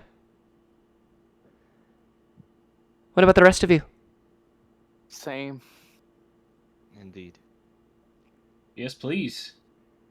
Is it a 4-person room?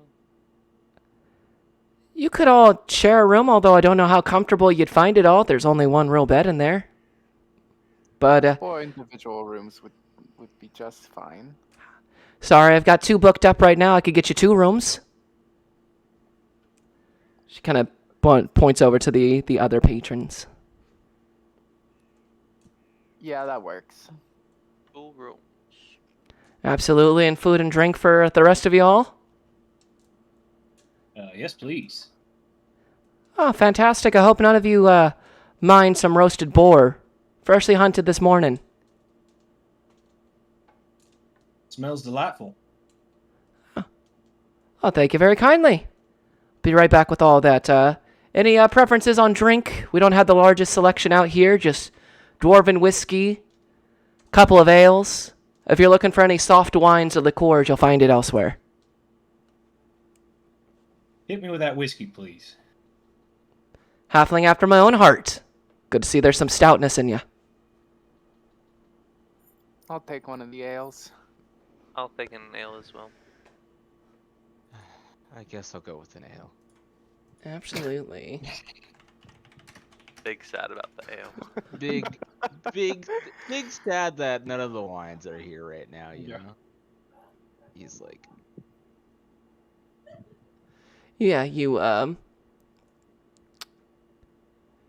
she, nods at you all, goes, gets a plate of, like, food for each of you, gets a drink for each one of you, Jove, go ahead and roll me a Constitution saving throw, and...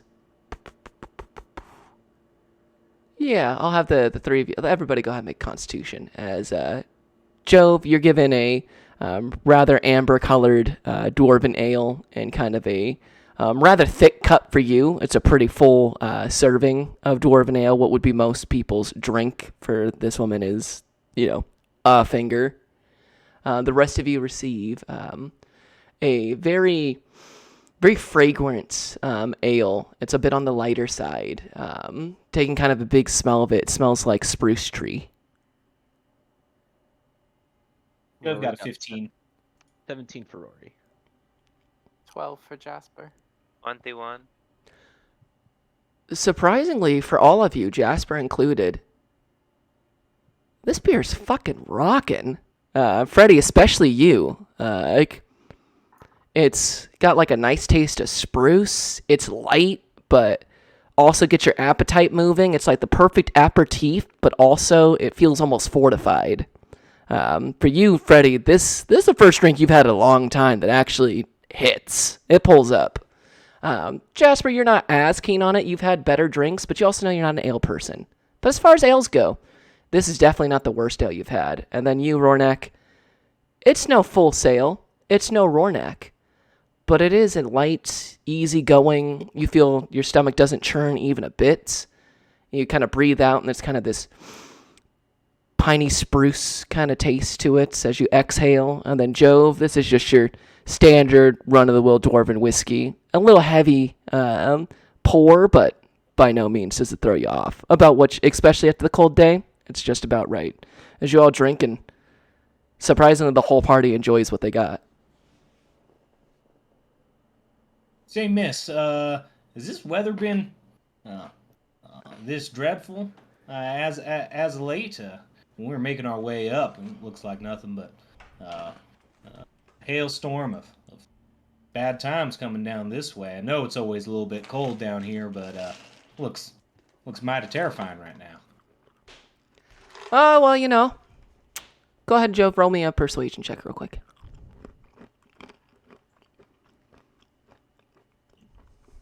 Yeah, got a 3. 3? Oh, well, you know. Well, there's always kind of shit around out here. Bit colder being closer to the glacier. But, you know, nothing so terrible bad. You know, occasional Yeti attacks, some avalanches up towards the road. Guess the Griffin Riders haven't come back, but who fucking knows what those guys are up to?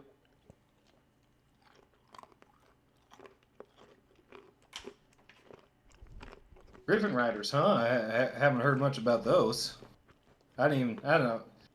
Griffins are mighty fine creatures, too. They're ill-tempered and they shit everywhere. And some people ride them. There's not much else to say.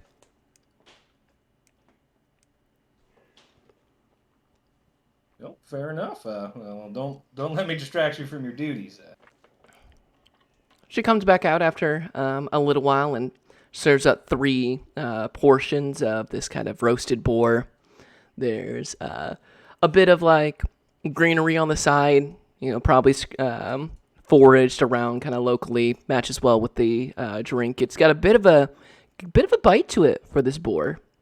Some like hard salts and ground peppers have been kind of churned up through it. So you just get kind of like this hearty piece of boar, a little bit of vegetables and stuff with it.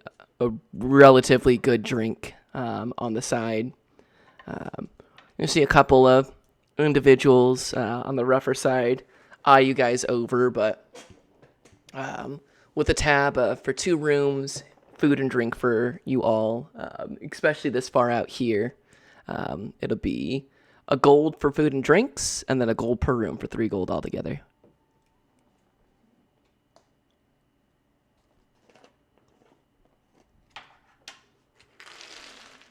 Have enough to cover yourself there, Rory? I believe called and Molemaster is an IOU tab. Please. Yeah, I got you, buddy. Appreciate it. Get out of our next one. Reward, that is, of course. She takes the gold, gives a quick refill on drinks, and puts over 2 thick iron keys. One's for that room. She points to one end. The other's for that room. Points to the other end. 1 and 4 for you. Just holler if you need any more drinks. However, any more will cost you. How far apart are the rooms? Looking through the whole round of this one, each room is kind of like a 10 by 10, so it's probably only 60 feet across, give or take a little bit on the sides. It's a longer hall, but this place isn't enormous by any means. Okay. Jasper looks over at Jove and Rory. So are we gonna draw straws to see who stays with Freddy, or what's the... Well, me and Rornak here, we've got some history at the whole bunking thing, so I think we got this down to a science. What do you say there, Rornak? Exactly. I don't want to bother siblings and all, too. Yeah, exactly. Yeah. You wouldn't want to bother. I mean, that's fascinating. Alright, well, cool. I'm glad you guys are gonna... Yeah, that's fine. She takes a treat. Go ahead and make I a mean, Constitution these are- saving throw, Jasper. 19. The second spruce beer fucking smacks. At least there's good drink. She probably is gonna err on the side of drunk for tonight. You see Jasper finish off her second drink, only about halfway through her bore.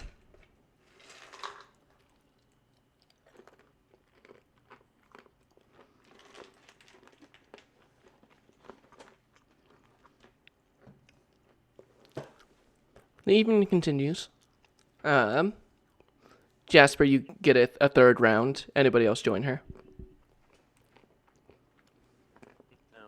Yeah, Jove wants to go easy since he knows he's got to be leading them through the pass tomorrow. So Rornak You- feels Rornak feels fortunate that the ale went as well as it did. He's good there. Jasper, go ahead and mark off. Let's see, split between the 5. Go ahead and mark off a silver piece and roll me a Constitution saving throw. Okay.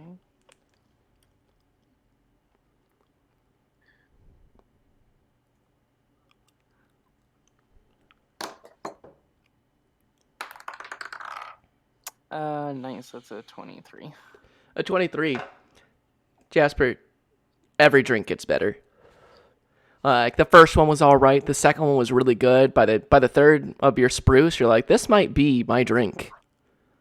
You feel like that perfect amount of intoxication, but like not drunk. Where it's like you feel good, you feel confident. This boar is crushing it right now. You might be out in the middle of fucking nowhere with a long journey ahead of you, but in this moment right now, you might need to take some of this ale with you on a journey. You can't leave this behind. Yeah, she's gonna do that. I'll go ahead and mark off 4 more gold pieces as you get kind of like a growler of this set off to the side for you tomorrow. You're just like, give me a growler of it. I want it now. Set it for the side. I'll take myself for later. Oh, okay. Did you want a 4th one?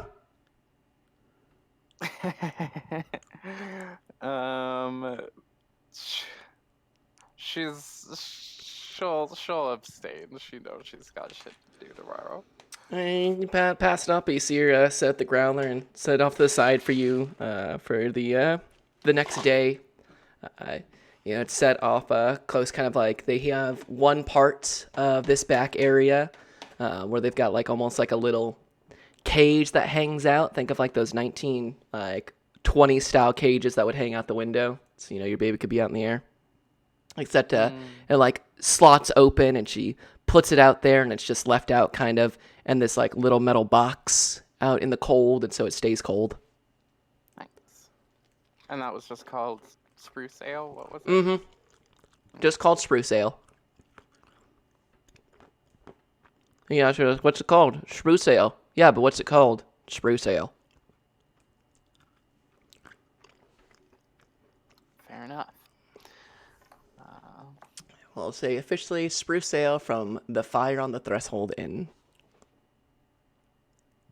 Go ahead and add a growler of that to your inventory.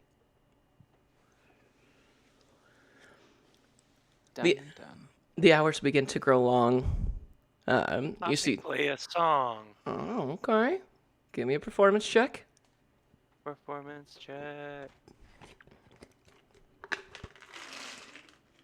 Do I get advantage if I perform? Advantage on your performance check if you're performing? If I perform. If you perform? Yeah, if you give me a whole thing, I'll give you advantage on it, for sure. All right.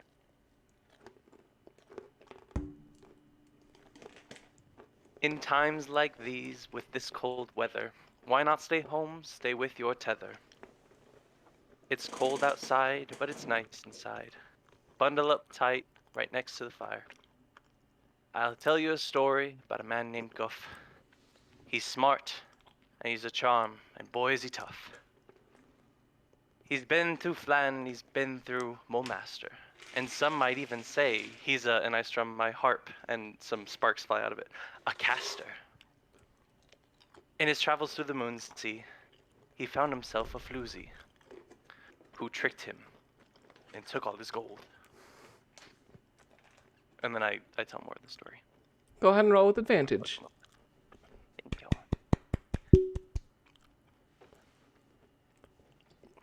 Even worse. 19. Yeah, you get going, telling this tale, ad-libbing here and there, adding your own spice to it. The Tila looks rather pleased, commenting on how there hasn't been a lot of music in here for a while. You see the other kind of patrons soften, nod to you, one even flicks you a silver coin. 1 silver. Go ahead and add 1 silver for a pretty damn good performance, especially in these parts. You play and, have had the room's attention for a while until the evening continues to grow longer and longer. Listen to you play, you take the coin, and eventually most of the other patrons begin heading up to their rooms for the night. Until it's just the 4 of you and Tila left, cleans the bar, starts, taking care of kind of the evening duties, gets things set up for the following day, takes the boar off the roast and collects whatever leftovers are there and puts them in a big pot, starts just kind of putting together what appears to be a stew for the morning using the leftovers, just letting nothing go to waste.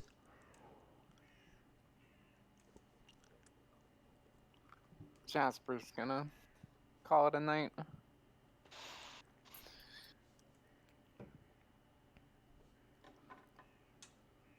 I will also go up. Catch you 2 in the morning. Yep, let's make it an early one so we can get the most out of the daylight we can. Indeed. Yeah. Just so you two know, and I'm gonna go up and whisper to them, I'm gonna put an alarm on your room so I know if anybody enters. Yeah. Oh, Just okay. cause. Might as well. Appreciate the caution on that one. Give me some flavor on your alarm now that you had the full time to complete it, Freddy. Yeah, so the same as I said before, he's like kind of plucking his harp, and a string is just coming out of it like a hair growing. And once he's done playing it, he gets a pretty long string. He can make it long enough to cover a 20-foot cube, but I mean he's just kind of making enough to cover the door and any window that there is there. So he takes a string and he kind of just like puts it down, and without a pin, it just magically just stays where he puts it. Like he uses his finger as a pin and just kind of sticks it, and just kind of lines the doorway and lines the window, and uses any extra string he has to just cover the outline perimeter of the room. Yeah, absolutely. You snake charm this kind of string out from your magic, set it up around the room. It sits, and then there's like a faint glow as it all becomes rigid and taut in all of the areas where Freddy has set up the alarm. Jove, it goes just above your head where it's all set up.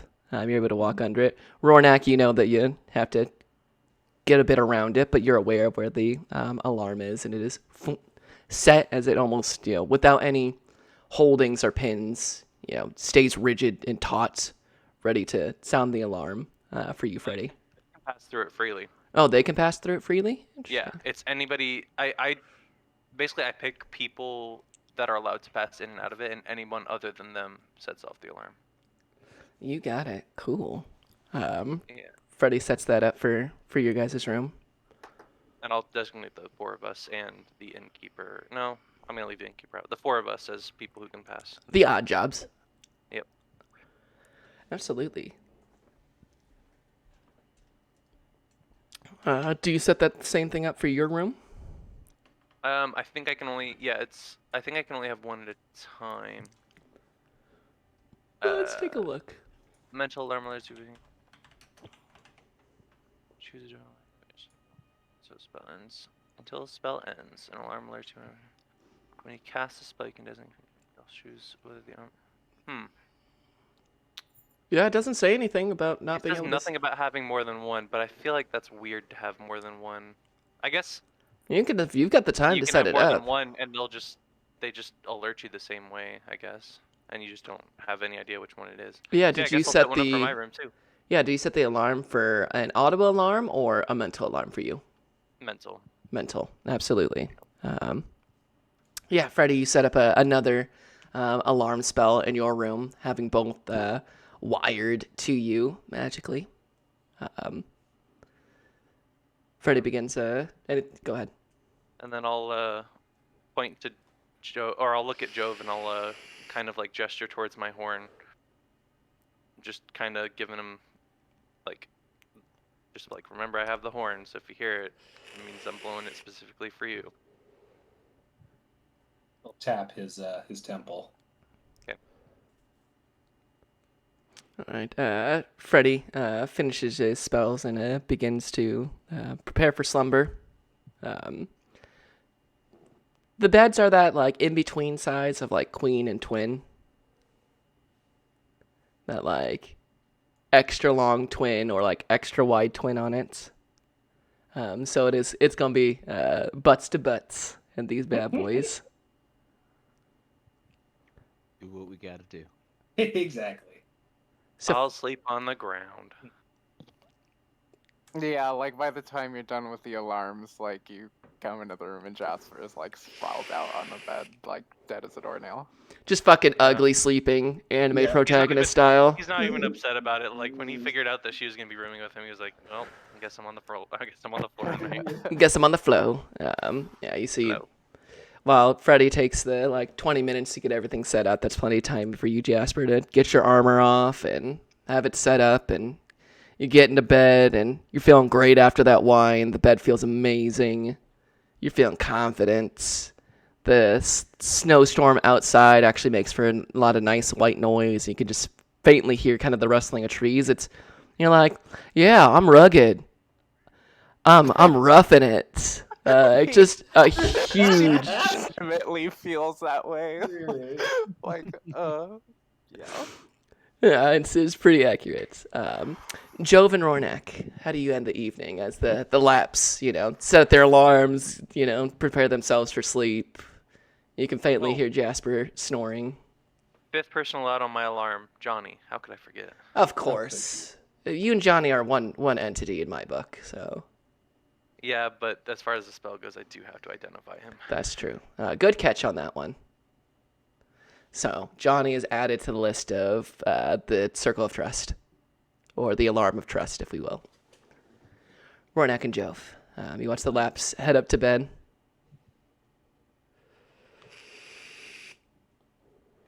Well, yeah, I think it's I don't know about you, Rornak, but I think I'm gonna call it a night. I want to do a little bit of writing down in my journal before I hit the hay, but yeah, I think it's about that time for me. Yeah, I'm not looking to drink a whole lot more either, and I'll use the time to meditate, so don't mind me. I'll take my own corner while you do that. Sounds good.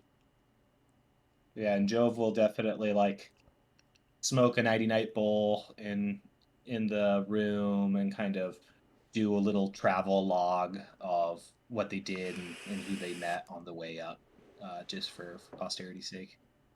Absolutely. You journal a bit. Rornak, what's your guys' sleeping situation set up in here? Well, as a halfling, I feel like we're able to both share a bed if need be. Jove is used to bunking as best as he can. In fact, Jove is gonna look at Rornak and say, "Well, I know we're gonna be sleeping on the ground for the next few days, so I'ma be up on the bed. I got no worries of you being up there either, so I know I snore a lot, but you're just gonna have to deal with that." I don't think I can escape that even if I wasn't in the bed, but It shouldn't be that bad. It's funny, Sure. if Jove sleeps sideways and Rory sleeps long ways, there's enough for you guys to both sleep on there. I was gonna say he could just sleep at the foot of the bed, but I didn't want to be racist. We can touch this bit. Oh god. Yeah, you can T-bone pose on this one, and everybody can fit comfortably. And Jove knows. I'm going on the bed. T-bone pose on the bed. All right, you finish your journaling. Rornak, you know, easy enough for you to just get into bed and lie down and 1 sheep, 2 sheep, 3 Elmater sheep, 4 Elmater sheep. And sleep comes easily enough. Passive 17, passive 9, passive 9, and passive 11, correct? Yes. Excellent. Passive 12. Passive 12. Yeah. Sweet. The night, it goes into the night. The snowstorm nearby, a blustering, swirling sound of winds, the ever lightly sounds of chimney fire, it wafting up out through the chimneys in your guys' rooms, keeping it just warm enough to stave off the chill. It's around probably 2 a.m. Freddy, your alarm goes off, immediately waking you. It's this very much in the own voice of your own head. Just, hey, get the fuck up, someone's in here. Okay, Immediately so I'm phoom, gonna awake. quickly look around my room. You look around your room and make me a perception check. To perceive. I want to perceive. Good reference. 14. 14. Yeah, you look around, you look at your sister, and she's still dead asleep. You look and you can see, because you know where you're looking for, your alarm has not been broken. As you have this moment to think about it, Jove, Jeez. you feel a sharp, fiery pain enter your chest as you take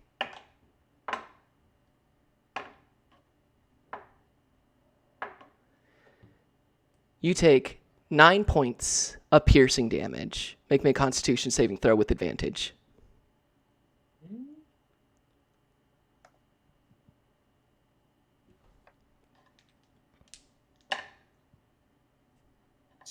That is a 17 for Constitution. You pass the Constitution saving throw. You take half the damage, and you are not poisoned. Half the damage is 12 points of poison damage. Oh. Rornak. Holy shit. So that's 9 plus the 12? Yes, 9 plus 12 for 21.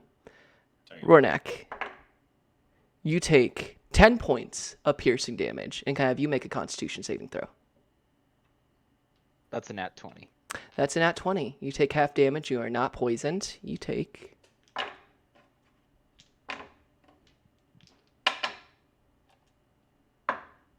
Oh, okay. Low rolls on that one. You take 10 points of poison damage. Oh, low roll. Yeah, well, for what we're doing here is a low roll. As you both are immediately brought to painful, agonizing consciousness, as you both look down and in each of your chests, sunk all the way to the hilt, you see 2 humanoid figures. And laying out on your side, Jove, you see the wooden spoon, slowly glowing. And as it glows brighter as they step in closer, you see the illuminated faces of Val and Dal. Please roll me initiative. God damn it. Sons of bitches. Can we take a quick bio break? Yes, before we let's take a quick bio break. I'll switch that over. I'm going to leave the music and the audio on, but we'll switch screens over to be right back.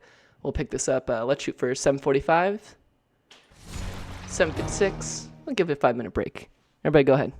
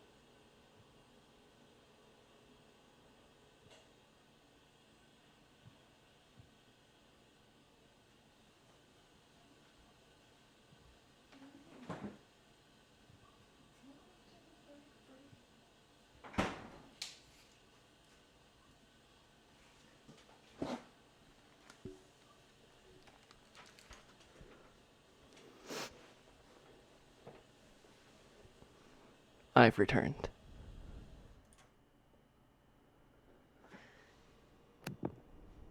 Welcome back.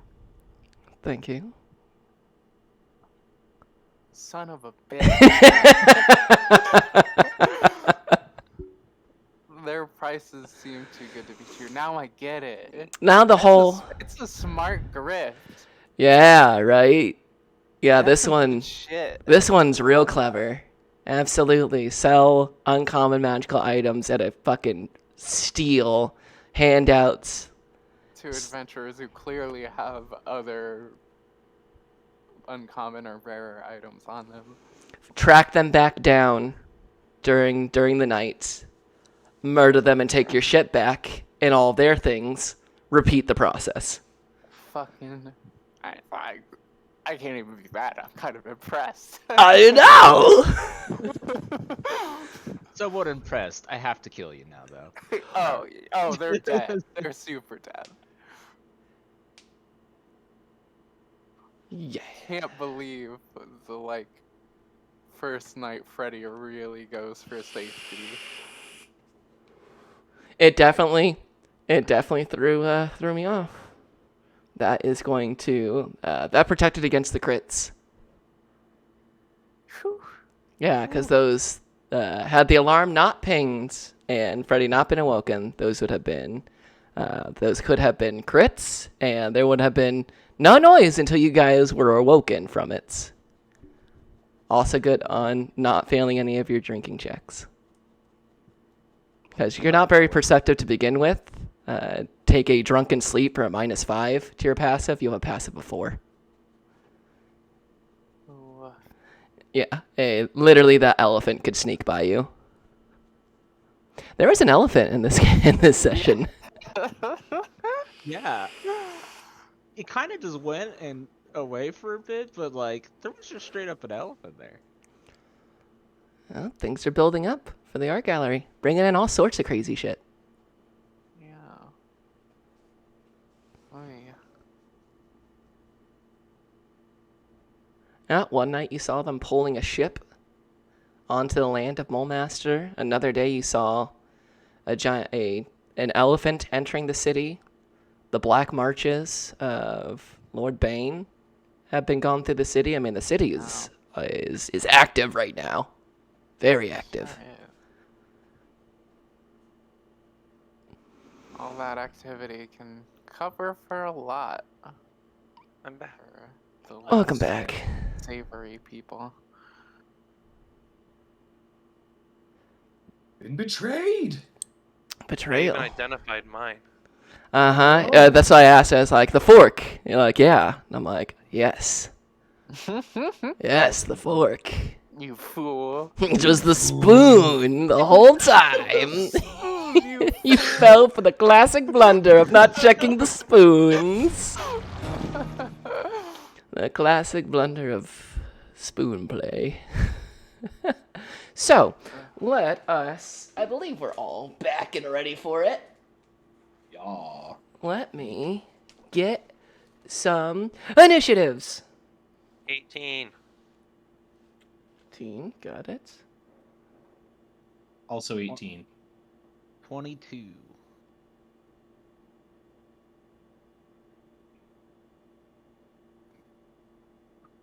Jasper, what'd you roll?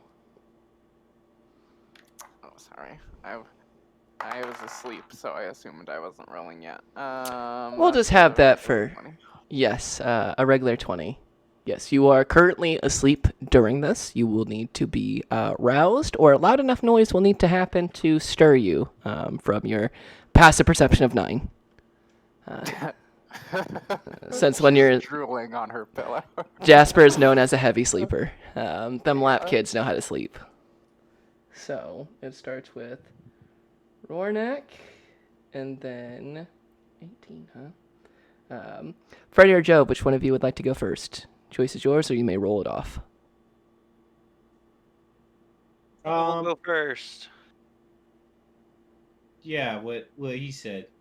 Freddy, Joe, Dow. No, wait. Jasper, you rolled a 20.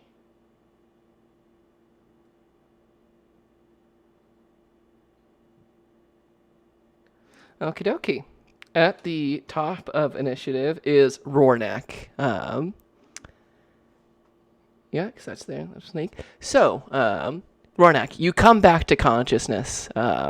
A blade plunged into your chest. You can feel this fiery poison leap through your veins, but you control and you tighten your muscles and try to push back against this poison. While it burns, you're able to stop it from coursing through to your heart. It is your move as he pulls the blade out, goes, "Oh, well, shit, they're a little tougher, huh?" And goes back down for a second strike. What do you do? For the second strike, I definitely take a strike of my own, as I will now make 2 attacks against him as Rornak springs up and throws 2 quick fists. Yeah, you leap out of bed, using half your movement speed, since you're prone because you're sleeping, and get up and make 2 strikes. Go for it. All right. The first is a normal 20. That will hit. And a 17. And a 17. Both will hit. Beautiful. And these are, of course, unarmed, so I'm using the D6 now for Mhm. the unarmed strikes.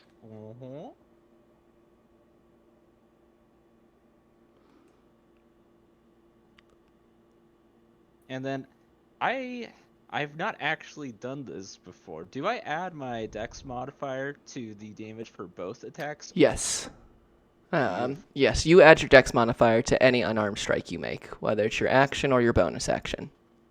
Beautiful. So that is going to be 17 bludgeoning damage altogether there. Nice. Strike And- for 17. And you know what? We are actually going to use, since they've got the jump on us here too, I am going to burn a key point on that last hit for Stunning Strike. Stunning as strike. well. That's a Constitution saving throw, I believe. Correct? That is correct. That is a 14. I believe that is going to save. Gonna be close for sure. Because it's 8 plus proficiency for 11, 11. and then plus your And plus wisdom. or my wisdom. Yeah, so that does beat. So That does beat you. You strike out and you try to go for the throat, go for that, throat chop.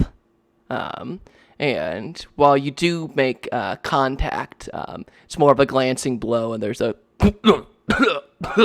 and a slight coughing noise, but he does not appear to be stunned. Gotcha. Well then, last bit, I'll use my bonus attack to do 1 more unarmed strike on him as well. You got it. Go for it. So we go for the kick after the flurry of punches there. It's only that's a 13 now to hit. A 13 does not hit. Yeah. Sees the third strike coming and takes a step back, and it goes wide. Any movement from you. This room is like 10 by 10. You're motioned. You're like off the bed at this point. You see that both of these, the Val and Dal, have taken up both kind of sides of this and gotten you and Jove. You can see the other brother has a blade plunged into Jove's chest.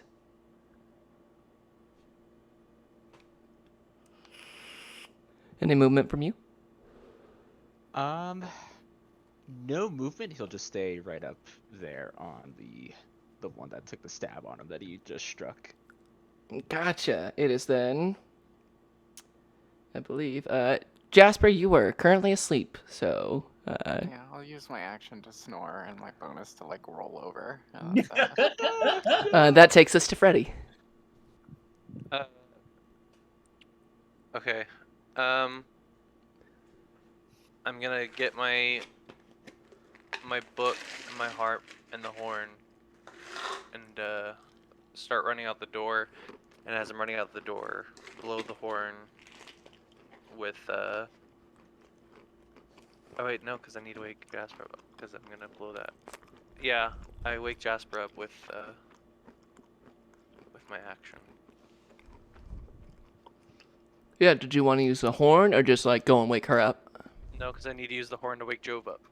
Absolutely. So you go and you Jasper, you are awoken to Freddy shaking you, basically. What? Let's go. And I just run. Freddy, wait, what? Okay. Wait, Buck, what? I'm gonna say let's go in Infernal. Oh, that's game time.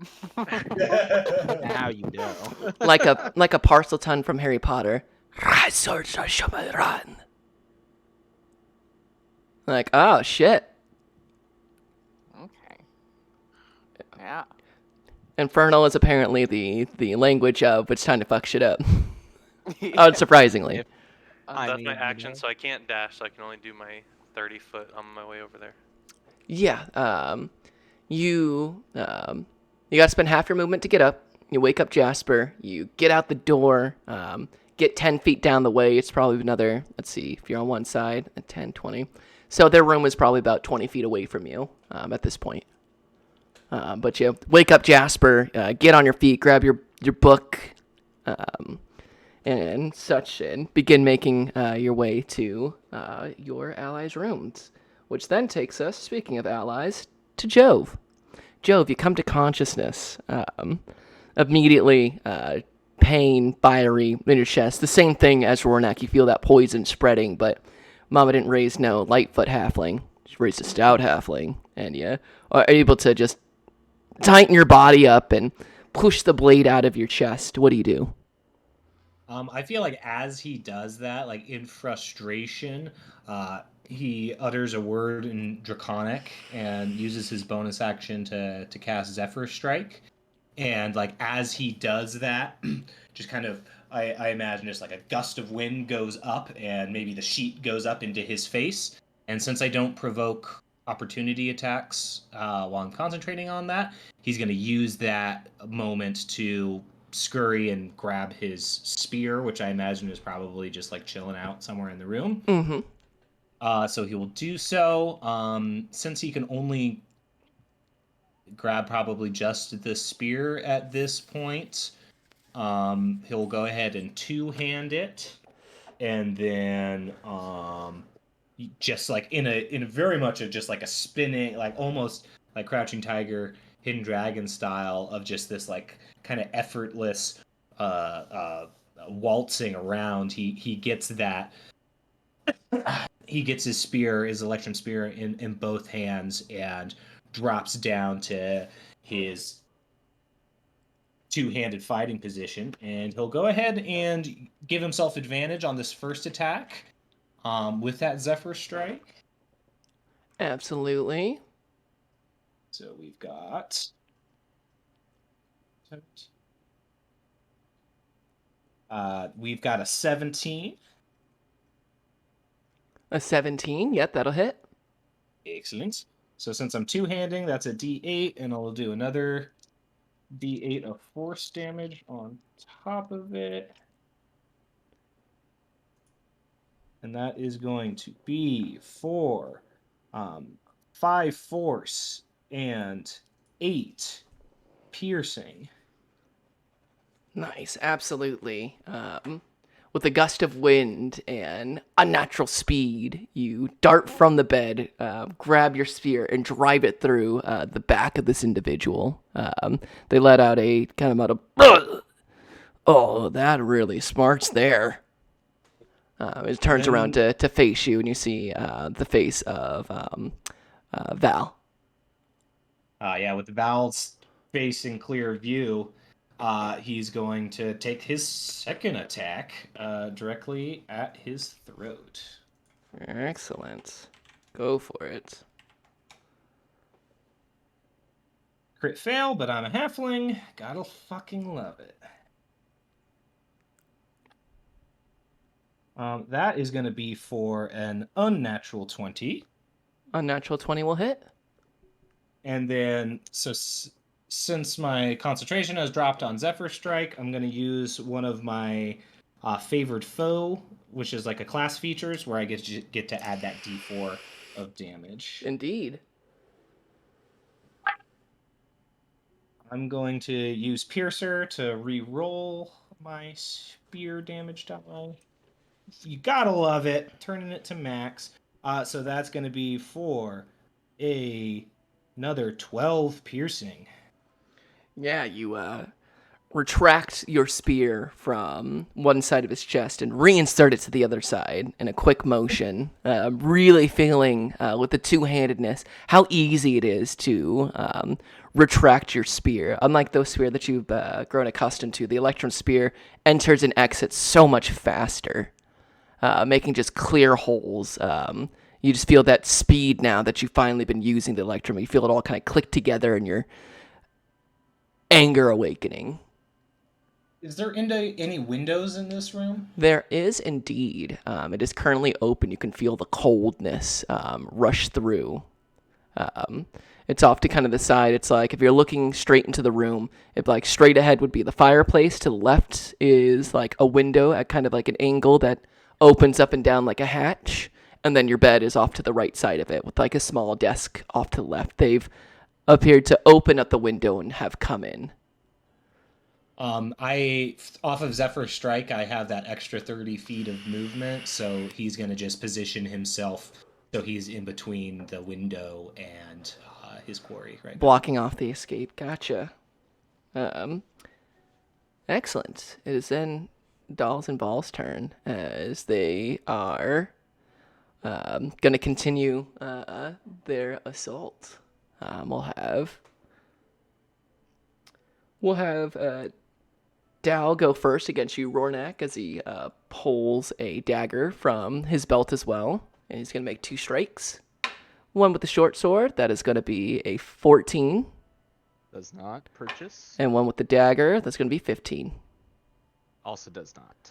As now that you're on your feet and awake, he tries to make 2 attempts at you, but an awake target is much harder to hit than a sleeping target, as you evade both of them.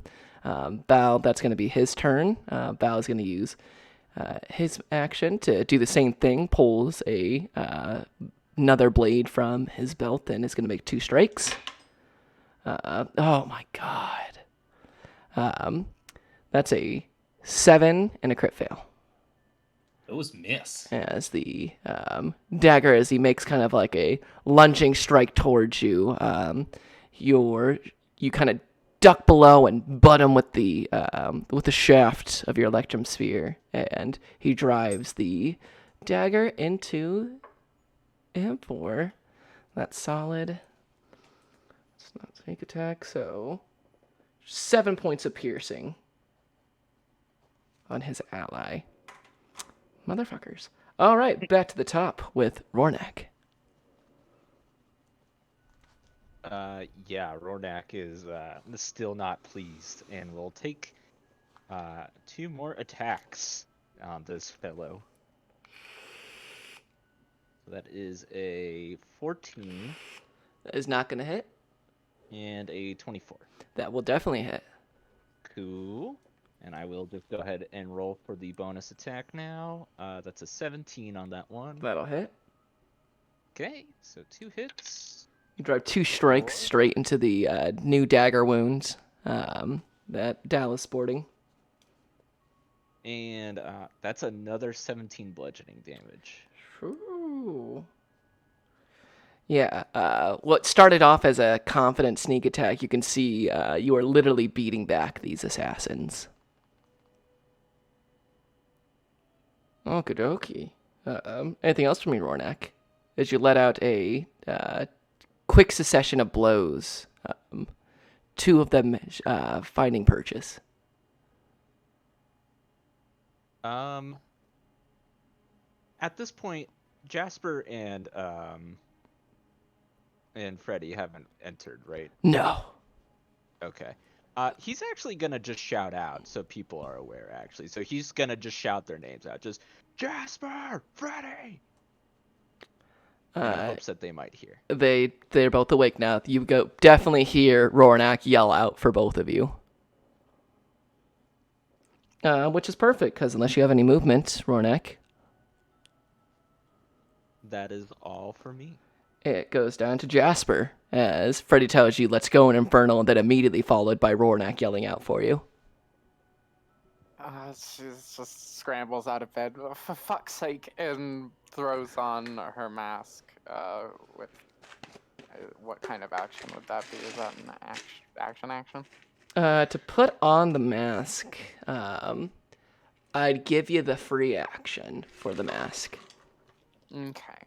And then she grabs her axe and shield with her bonus, I assume, and she considers grabbing the key for the door for a second, figures it's a little too urgent, and she'll dash out the door over to their room. Yeah, you can get using your action, use half your movement to get up, use your bonus action for object interaction, your free action to don your mask and grab your axe and your shield. Use your action to dash you get to the door. You're right there at the door, and you can hear the sounds of 2 quick thuds and the pained outburst of somebody who has recently been stabbed. Okay. That's it for me. All right, Freddy. You see your sister runs past you, mask, shield, and axe in hand, and gets to the door. You have plenty of movement speed. You can get there, and you'd still have 10 feet left.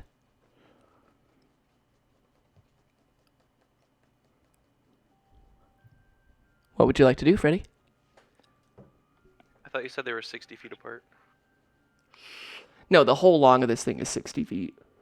Oh, I thought we had the 2 end rooms. There are 2 rooms, and you guys are on the 2 end rooms there, and the rooms are only like 10 feet apart. And you've already come out and used 10 feet that way, so with your movement, you would be able to get there. Okay. Because there's space at each end for a set of stairs that go Right, down. okay. The door is closed, correct? Yes, it is currently closed. What action economy would it be to open it? I believe opening a door is an action. I believe it would also be an action to open the door. Rory and Jove, I'm going to be under the assumption as wandering adventures that you lock the door at night. Yeah, absolutely. Yeah. The door is locked. Yeah.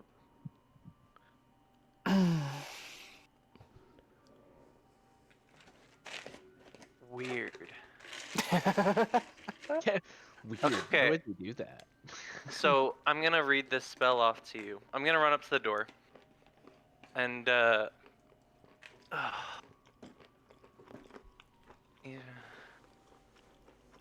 Okay. This is weird how this is gonna work. I need to make sure I know exactly how this works.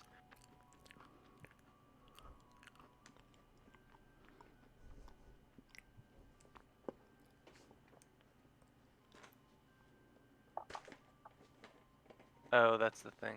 Okay, never mind. I don't do that.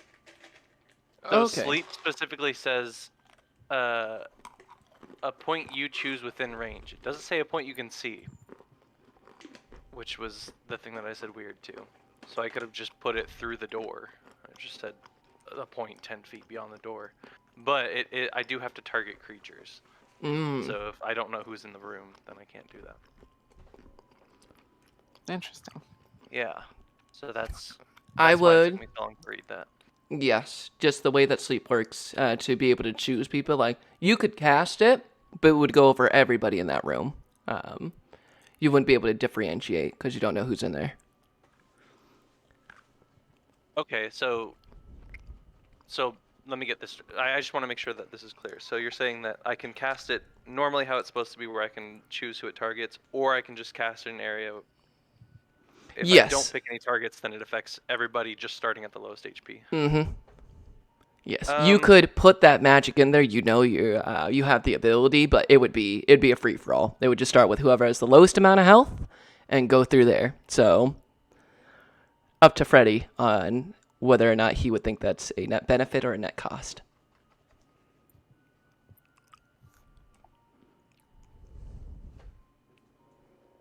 Don't really want to take any chances, so I'm not gonna do that. That's good to know for future. Yeah. Okay. What I will do is take a Johnny out of his pocket dimension on the other side of the door, Gotcha. and use my action to look through his eyes and see what's going on. Roll me a perception check as Jambon. Rat. 5e. Oh shit, it's a rat. It's a rat. No, not rat. Rat shaman. Rat, please. Okay. +0.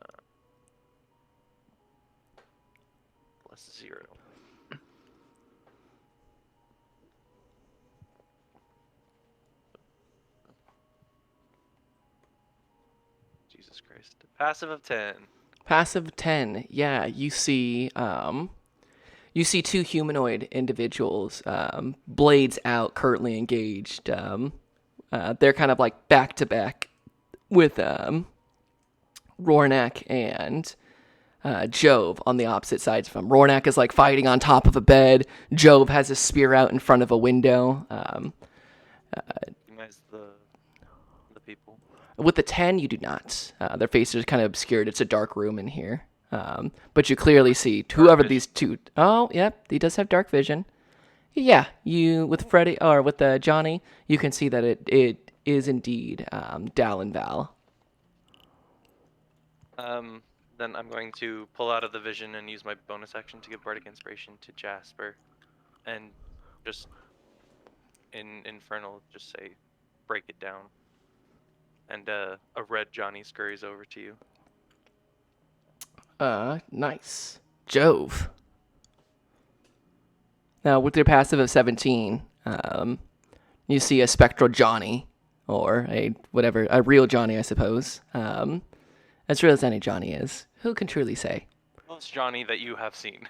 Yes, you see what is clearly a Johnny. Pops through, slicks his hair back, looks around, eyes light up kind of blue for a second before fading again.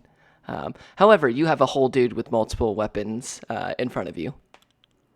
Yeah, and Jove just feels this anger bubble up inside him, and he yells. I won't say yells out, but kind of almost like barks out a word in Draconic that that feels foreign to Jove's lips at this point, as he casts a second level spell. And he's going to make a two-handed spear strike against the one in front of him. The first attack is going to be a 19. A 19 will hit. Excellent. And as Jove says that, and he's got the Electrum Spear in both hands, Rornak, you'd be able to notice that the room starts to get a little bit brighter as the tip of this Electrum Spear becomes white hot, almost like phosphorus, as he plunges the spear tip into this individual with a second level Searing Smite on that. So I'm going to add 2d6 of fire damage on it. Nice. Beautiful. Well, got minimum on the fire, so that's only 2 fire, unfortunately. I did get max on the spear for 11. For 13 altogether. And at the start of his turn, he's going to need to make... He is currently on fire now, as that hot poker goes into his chest. He is set ablaze and will need to make a Constitution saving throw at the beginning of his turn. The word that you utter from your lips is Skav, which you hear from Aquila to you. And in that kind of translation, you know the word is a vermin. And he does that like really powerful first one to stick it in deep and twist, and pulls it out, and then just does a second strike, aiming lower to the belly. That is cocked as fuck. That is going to be another 19. That'll hit. I'll do a little... We will Go ahead and keep that. So that's for another 7 piercing. Oh, 7 piercing. Yeah. This time an audible cry goes out from Bao's lips as this glowing, burning tip of just draconic anger seeps from between your shoulders, Job, down your arms, through to the tip of your spear as you drive it through. This second strike being almost less of a second strike and more of taking all the way through till you feel the tip of the spear burst out the other side, almost cauterizing the insides of the wound. There's a smoking smell that joins the last bits of fire emanating from your chimney. And they're just repeated over and over and over. You can hear Aquila just screaming out Scav over and over and over again. You let this anger wash over you. Foreign and familiar all at the same time. He will stand sentinel-like in front of this window. Boy.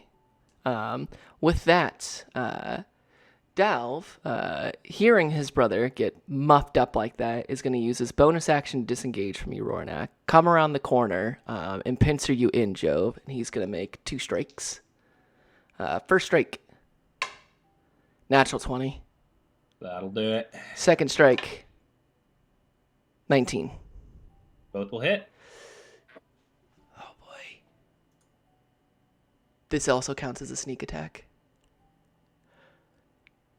6, 12, 24, 4, 28. Jove, you take 31 points of piercing damage. Woo! That's how you get 2-shot, boyos. Are you unconscious? I'm unconscious. Mark off 1 death saving throw as the poison strikes you.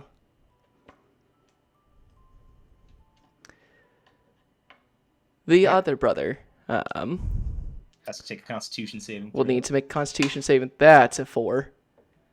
He takes a D6 of fire damages. Indeed. And so he takes 2, and he's still on fire. Indeed. He is currently burning. Can he use an action to attempt that again? He To can put out the take- fire? He can just take the action to, if the target or a creature within 5 feet within him to put out the flames, he can do so. Or some other effect that douses the fire. He's going to use his action instead of making an attack to put out the fire on himself. That is going to be their turn. They try as you see, Rornak, you see as Jove as the blade plunges into you and the world goes dark. Technically, that damage and the poison damage all happens at once. However, even with this max, I wouldn't be able to kill you outright. So we'll say with the second strike for that first death saving throw. Ooh, that would be a second strike. And you are unconscious. Rolls with advantage to hit. Yeah, that's a natural 17. So mark off 2 death saving throws. Getcha. Then, back at the top, it is Rornak. You watch as one of these brothers bursts into flame after Jove's strike, like lights up for a moment. There's a scream of terror and panic as he uses his action to try to take himself out. The other brother spins around, seeing his brother in pain, and strikes out against Jove. You see with the heavy 2 strikes, a short sword and a dagger plunge into Jove's chest. The kind of fiery light that seems to just lightly waft off of Jove goes dim as the flames are extinguished. What do you do? You hear, with your passive of 12, you do hear a, almost hissing, angry bit of speech come out from the other side of the door. And you can hear the foots of 2 people running outside of your door. Well, first priority is Jove. That just got messed up here, though. So, Rornak is going to, and if I need to jump on furniture or knock something over, he will. Make an acrobatics Yeah, check. Okay. That is a 14. A 14? Yeah, I will say we'll count this as a strafe with where they're positioned, but you were able to jump off the bed, monkey style, over and land next to Jove. Beautiful. Ronak will then take his attack on the one that disengaged from him and went over to attack Joe here. Absolutely. You land like right in front of him and unleash an attack. So 2 attacks here. 18 for the first. And yeah, that's a 26 for the second. 2 hits. 2 hits. I got 2 So, hits. for altogether, that is 16 bludgeoning damage. 16 bludgeoning damage. Yeah, you strike and you can feel collarbones break on it. You put that extra. You hate to resort to it, but you widen your stance. You feel yourself get harder, stronger. Take that more powerful stance, and with 2 heavy fist strikes, boom, boom, the sound of stone cracking against skin rings out. Ooh, jeez. And then with the bonus action, I will use Flurry of Blows.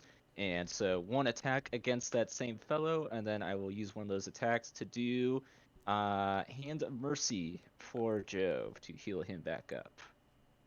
So, Let's I'll roll the attack first. yeah, That's another 18, so that'll does hit. He is going to take another 9 bludgeoning, and Joe, you are healed. I always roll minimum on this, but you are alive with 3 hit points right now. Huzzah, that's what matters. Yeah, you take your clenched fist and you drive it straight forward. And as it makes contact, you reach out and place your fingers on the chest of Dal, and then you reach out a hand in kind of this long stretching motion. Place your open palm, not a fist, onto Jove's chest, and you pull what essence you can, what mercy you can from him, and shunt it into Jove. You feel the scars on your body tingle and itch as you transfer this energy. Beautiful. Jove, you come back to with Rornak's hand on your chest. You can see Val is patting himself off, getting rid of the fires from your attack. And that'll be all for Rornak. Then it is Jasper. Having used the door to her room, how good does she feel about being able to bust through this door in like a single round? These are solid doors, but they're just wooden doors. They're not reinforced and they're not a marble shed like the one you've come in contact recently. Go ahead and roll me just an insight check on this door.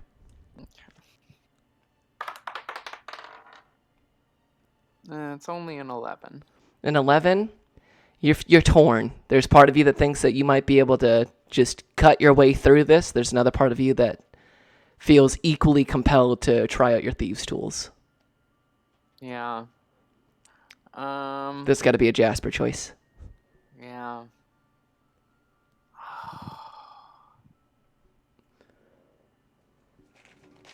She's kind of inclined to do the opposite of what her brother told her to do.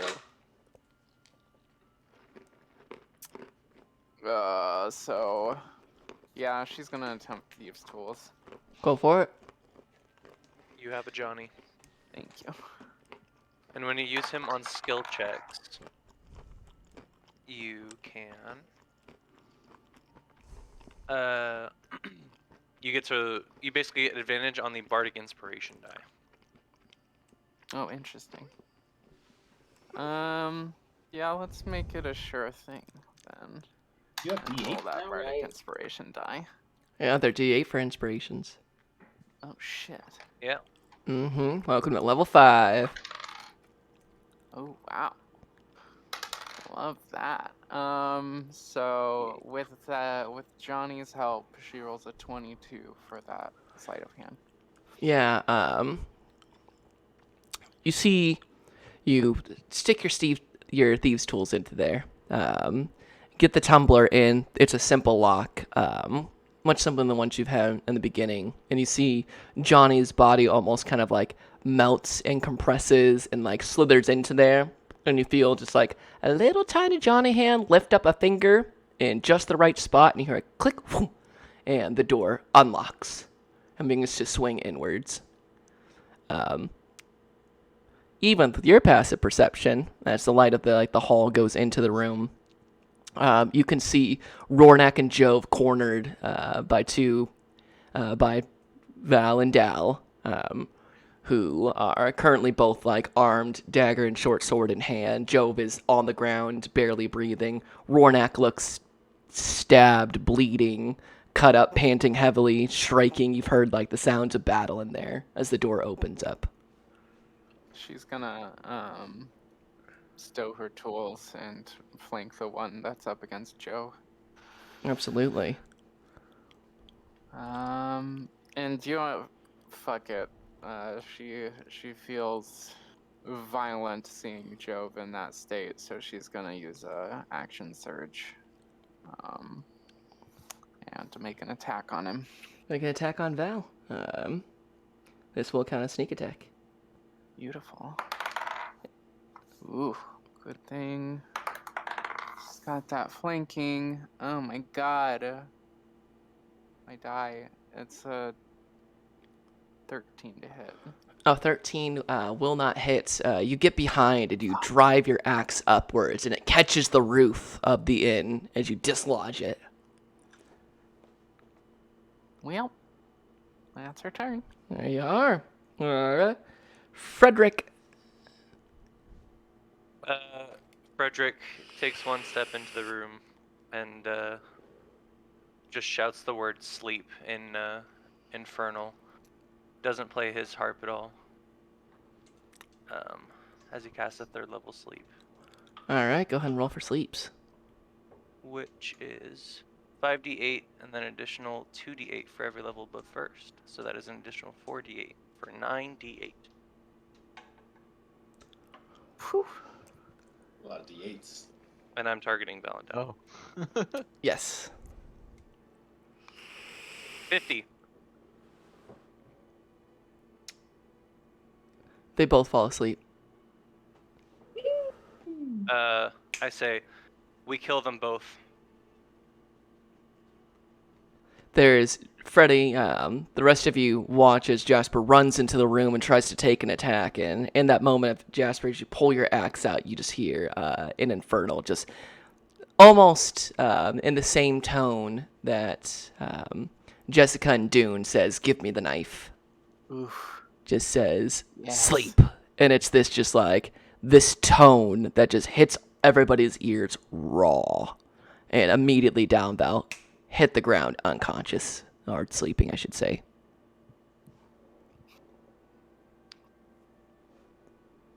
With 50, yeah, that's enough to cover both of them. One of them was already looking kind of pretty spicy. Freddy, I believe you get a bonus action. I'm gonna approach both of them, starting to draw my rapier, and a red Johnny just comes out of my chest and floats over to Jove. This is an angry-ass looking Johnny. His body color is red. He doesn't have the kind of Fonzie attitude. This one has jet black eyes. The fur, the only thing other than just red, blood red fur on it is just a little tuft of black hair that is still slicked back. Still definitely Johnny.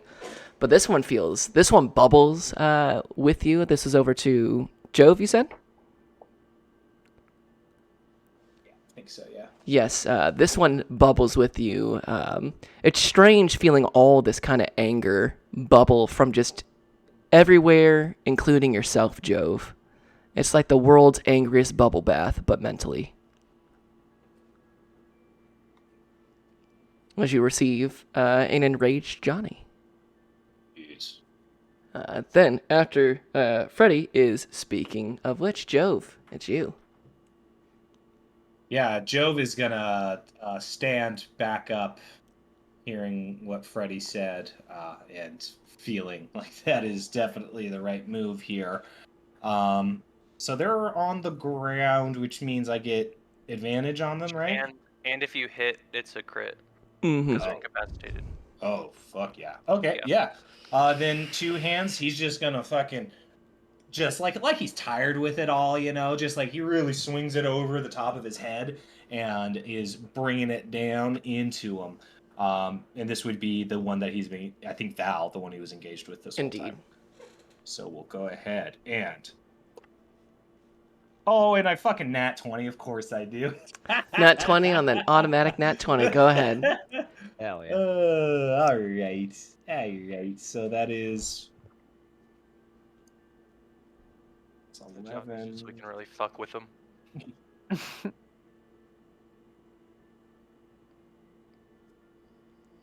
That is so 11 plus. So that's 19 for the first one. Jove, how do you want to do this? Oh yeah. He kind of like, if the guy like fell over just like face first from the sleep, Jove is kind of like slowly get up and then he is with his heel gonna kick this guy over so he's flat on his back, and he's gonna take two hands kind of back grip with the spear and go overhead and then just lunge it straight into the rib cage and just really kind of rock it back and forth until he hears that death rattle there. There's an immediately popping sound of as the vesicle sacs of the heart are pierced by Jove's blade. You still have another attack. And then after he does that, he's gonna step on the chest, bring it back out, and he's gonna position himself over the top of the other. These are dwarves, right? These appear to be humans. Oh, they're humans. Okay. Yes. And then Jove, roll me an insight real quick. insight. Yeah. Pretty poor. 8. An 8. Thinking back on it and what you've heard, they're definitely natives of Hillsfar. Hillsfar, gotcha. So he's gonna do that. For some reason, I thought they were dwarves too. Maybe it's just the accent. Did I not. don't know. It's a tricky thing. Hillsfar and Earthfast do share a rather similar regional dialect. Burgess had what is often confused with the Hillsfar accents. I was getting mad Fergus vibes off. Yeah, so I guess he'll take the shot at the other guy too. Go for it. Roll with that advantage. I will. Just to be extra careful, I'll go ahead and use that Johnny. Which gives me an extra 5, so that puts me at 21. That'll hit. That's a crit. That's a crit. Have him make a Constitution saving throw, even though he's asleep.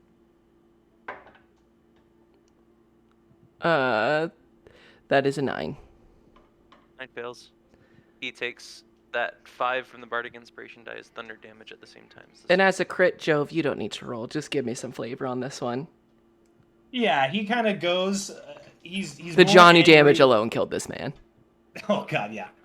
He's more angry with that first one and is, does the whole underhanded thing and brings it down. And this second one, some of that rage has filtered through, and it's more of just that like apex predator. He's just gonna go for the kill, and so he goes for the soft of the throat, and just drives the spear point through that in a real quick collapsing of that guy's fucking neck. Really, he puts that electrum spear through it and calls it night on him. Yeah, and as it does, you hear Akila's voice utter up Binsvilk, which for Akila means good or well done. As you kind of feel Akila's applauding of this visceral ending of those who would attack you in your slumber. That'll take us out of initiative. You now have the two dead bodies of Val and Dal on your floor. Bits of blood seeping through, the sounds of the windstorm clattering at kind of the window. And you said Jove noticed the spoon, right? Yes, the spoon, as you pierce through, it does stop glowing. Jove is going to kind of huff and get his breath and say, it was that fucking spoon. That's how they tracked us here. And Jove is just going to go over, pick, and just, even though it stopped glowing, he's going to break it in half and just throw it on the ground and kind of slump with his back against the wall and just kind of slide down to where he's sitting. You throw it and it knocks over into kind of the chimney and falls down the chimney to the low fire below. There's a bit of smoke that shoots up. Well, we could take the time to talk about this now, but I think we're going to have plenty of time to talk on the road. What we need now is rest. A few moments later, as you say that, you see Tila. What in the actual fuck? As you see her in like and kind of like, not quite like a nightgown, but the dwarven woman equivalent of it, which is more like a full suit. We were just attacked by a couple gents that, Assassins. we met on the side of the road, and they essentially planted a tracker on us, so sorry about that. She like looks it over, gives it kind of an up and down. You didn't break my door. Huh. Well, not the first time someone's been attempted to murder in here, but you killed it, you take it out. Yep. Jasper grabs one of their legs. Just throw them out the window. It's already open. Exactly. Ah, there's a gorge for these things. Take it out. It's about 30 feet back from the inn. They have an assassin gorge. Hey, come on, guys. Oh my god. I love that. Alright, Um, someone help me with this fucking thing. I got you. Go through their bodies first. See if there's anything good on them. Get our gold back, maybe. That's true. We should try to find their cart, see if it's here. Give me, I need an investigation check for the bodies and an investigation check for the cart. I'm gonna stay in the room and start to do prestidigitation and mending to clean up the room. Now, luckily, not a ton is broken here. You gotta mend the roof where Jasper's axe went through. Like all the blood and stuff. The blood, yeah, is the big one, especially off the bed and the thatch. But, you know, it's just going to take you a couple minutes, but it's nothing crazy. Not for someone of your ability. Roy and I will check the cart then. Yeah. I'll check the bodies. Okie dokie. Joe, what do you want to be doing during this? Joe wants to stay inside, so maybe he'll kind of assist Freddy look over the bodies or something. Freddy, roll an investigation with advantage as you pour through there as Rornak and Jasper. After they're done, you'll drag the bodies out and look for the cart. So let's have the body investigation first.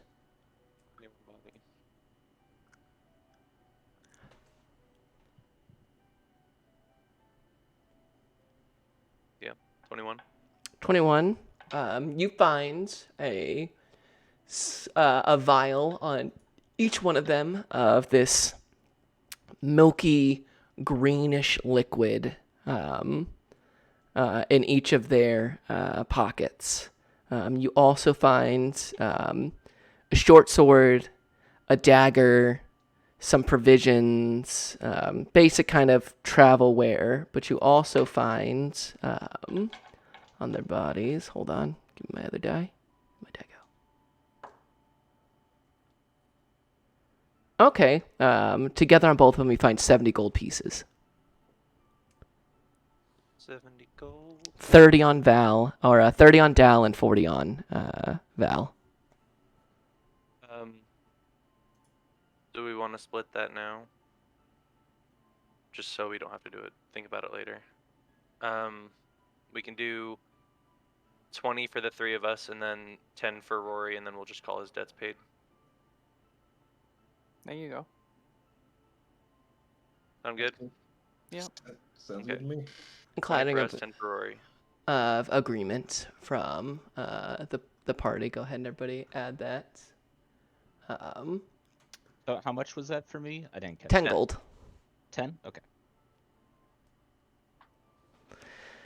Then Rornak and Jasper, as you drag these bodies, dun dun dun dun, as you let their dead noggins hit the stairs, neither gingerly nor with care, as you drag their bodies out.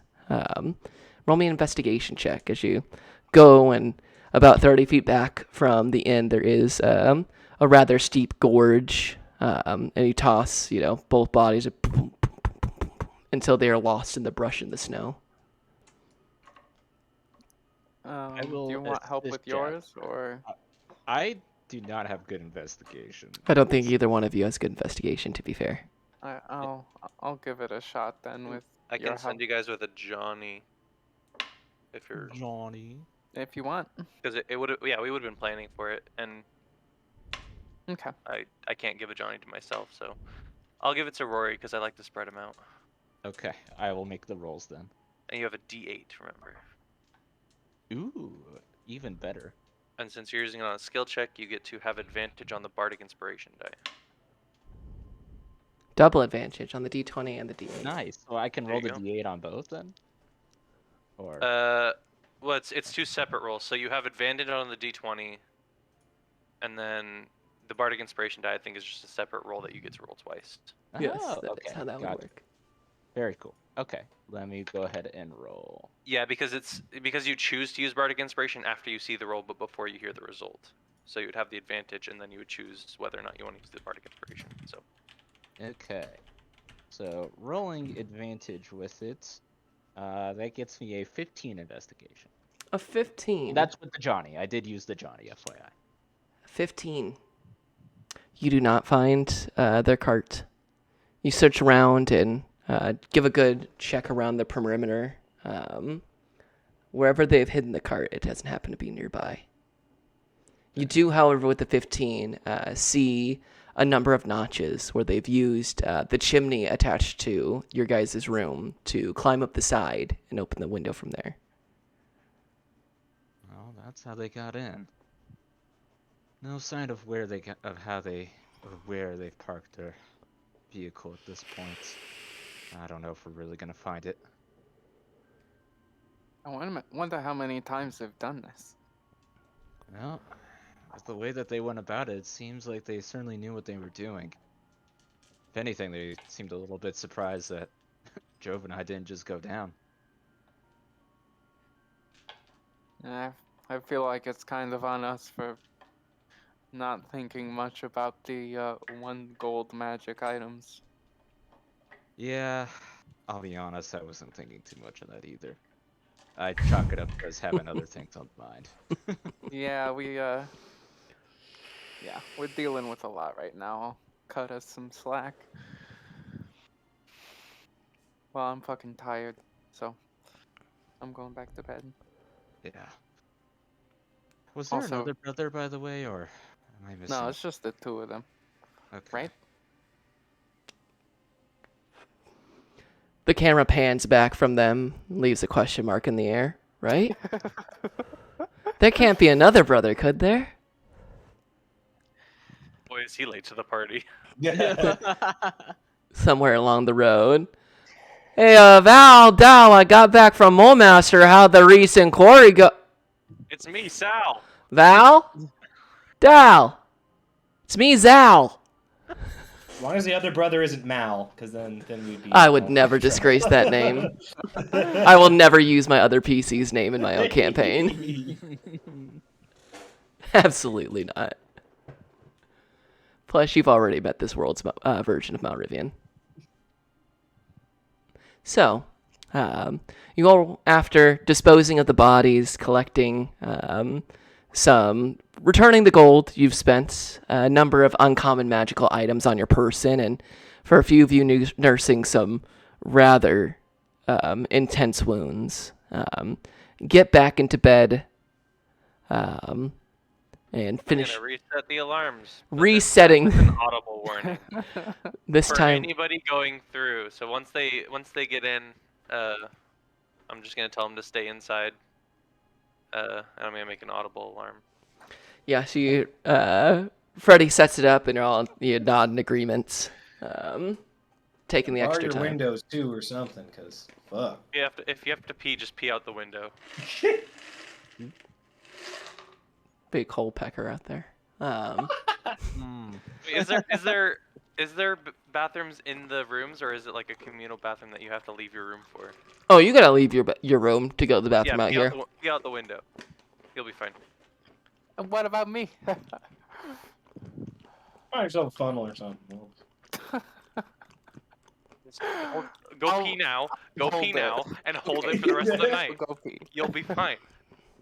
I'll check the Jasmine, alarm rank down me in a the morning. perception check as you go out to pee. You get killed by an assassin. Right. It's That's Sal. a 13 perception. You're a little on edge. You hear a couple branches breaking and look over and see a small snow rabbit dart across the field. You finish your pee unaccosted. Okay. Well, that's cute. Now I'm going to bed. You all return back to your sleep. Morning comes. However, the skies are dark and gray. You can hear the wind and snow rustling the entirety of the inn. It is, even though you know it is well into the morning, some of you needing a little extra time to sleep off some of those wounds. It is still dark and gray. The light is dim. You can feel that even with the fires burning, it has gotten cold in here without your winter clothing on. However, the smell of a hodgepodge of boar meat and other various spices and stews and just a little bit of spruce wafts up from below.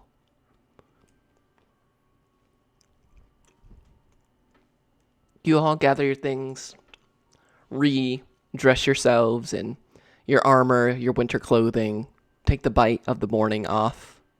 Your windows still shut, the alarms still in place, Freddy.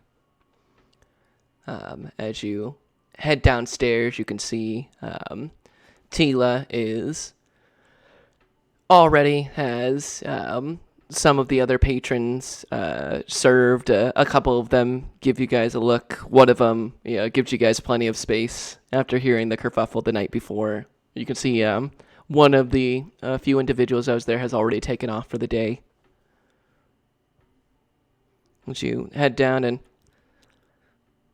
All right, would-be assassination targets. Can I get you something for the road? Gonna be a cold one today.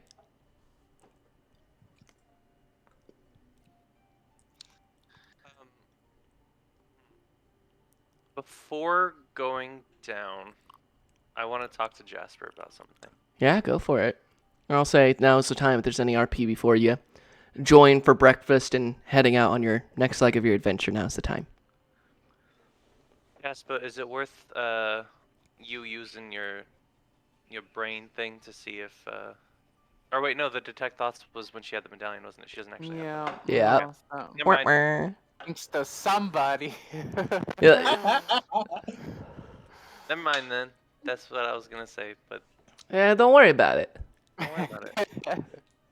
Hey, you think that you could... You're really gonna just bother me this early in the morning and not have anything to say? Great. Okay, I'll catch you downstairs. No, buddy. I'm waking you up to let you know that I'm letting the alarms down so you can leave and Oh. go pee now. Oh, thank you so much. I'm so relieved. Or at least I will be. I get it. Yeah. All right. It's a pee joke. Okay. Jasper, you're just like, you know what? You throw on your mask, you don't even put on the warm clothes. You're like, I'd rather pee in the cold than have to keep doing this.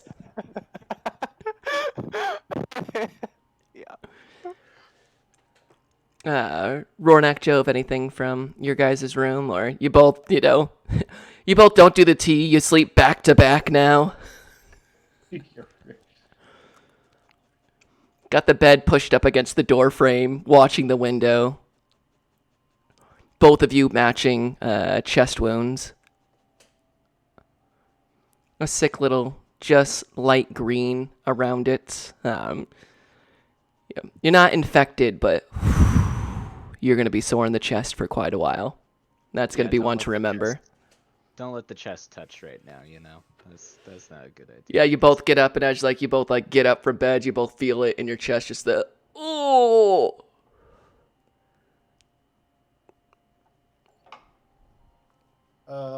Rornak, hey, I'm just wondering how familiar are you with this path? I know you've obviously gone down off the glacier and into Molemaster. I just want to know if you're, I don't know, I guess whether or not you're going to be able to make sure I'm not leading us into I don't know, our deaths, I suppose. I know a little bit about winter travel, but it hasn't been my typical way to go about things. So, is there any intuition you're going to be able to rely upon once we get up there? DM, I will give you some discretion here. Ronak, for record, has a 10 in intelligence and doesn't have like any bonus modifiers and like nature and stuff, but obviously I've gone through the glacier, so in character, how much do you think Ronak would be able to help as far as like keeping on a path? In character, as Rornak, you know that you did not follow a path. You simply found your way the hard way. Going down, it was a lot of just like free climbing, making your way in that direction. You know that it took hardship and that it was, your strength of spirit and Ilmater's will that got you through. Less of a like studied, measured approach to leaving the monastery, more of a complete act of faith that you knew that Ilmater would provide you the perseverance to wake through. So, in this kind of narrative moments, you feel like you'd have to let Jove down and just, or at least see if Jove will have the same faith. For it was faith that brought you down the mountain, and faith will bring you back up. Well, if I'm being completely honest with you, Jove, I don't even remember taking this path that we're on at all. From what I recall, I just kind of went where myself took me. If there's anything I can tell you or recommend to you, it's that you've got to have strong will and even some faith to make it through this place. So, my last words of advice, really, find something to hold on to right now as we go through that. Well, I think we're plenty well stocked in the will department, and at the very least, I got faith in us. So that's something. But I know you keep a keen ear to your your god Ilmater, and if you hear any whispers up there on the mountain that might not be coming out through this here map, I've got faith in you, Rornak, and if you say we need to zig, and even though the map says to zag, I'm gonna trust you. Well, I promise you, if there is anything I do notice out there, or if Ilmater does send me a sign, I would not hold back on something like that. Well, I thought we were gonna get one last good night of sleep before we were out in the elements, and well, I don't know about you, but my chest is hurting a little bit. Yeah, I'm gonna hope we get one more sleep and not one more stab before this night is done. Oh, amen to that, brother. Oh man, they couldn't even take us while we were lying down sleeping. So I think that makes us a couple of badasses, Ronak. Or makes them a couple of idiots. Or are we... You know what? I'm gonna go to bed. I don't want to think on that one. Joe They were good obliges. prices, though. They was a good price.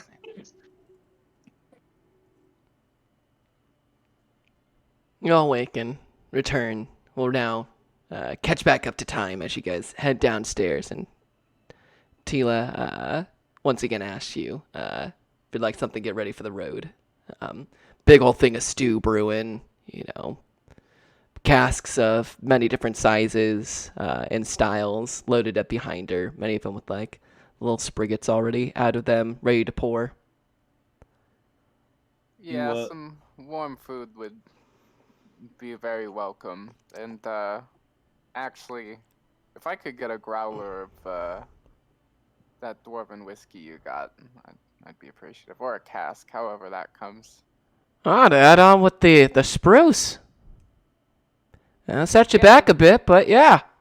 It pulls out, there's a bottle that she reaches. You can hear kind of a clinking of multiple bottles underneath, and puts it on there. If you want the whole thing, it'll be 5 gold. Yeah, I can part with 5 gold. You get the, go ahead and add a bottle of dwarven whiskey. You don't read dwarven, but Jove, you certainly do. It simply just says whiskey on it, and just like bold, like Walmart style dwarven letters, just whiskey. Not much in the ad department for many of the dwarvish distillers. And Jasper actually hands it to you, Jove, and says, "You're probably going to be doing most of the negotiating when we get out there, so here's a little something to grease the wheels, so to speak." Well, that's a mighty fine idea there, Jasper. I don't think I've met a dwarf yet that doesn't mind breaking into a little whiskey over some talk, so thank you. No problem. And, hey, barkeep, do you perchance have any lantern oil you'd be able to fill me up on before we make our travel? Yeah, I could get you some lantern oil. How much you need? Just about a flask's worth. Toss me a silver. And we'll go ahead and toss her a silver. Get a kind of on the smaller side, we'll say, of oil lantern. Goes up to like one of the ones that's, like hanging towards the halls, extinguishes it, pours it into like a little flask, hands it back to you.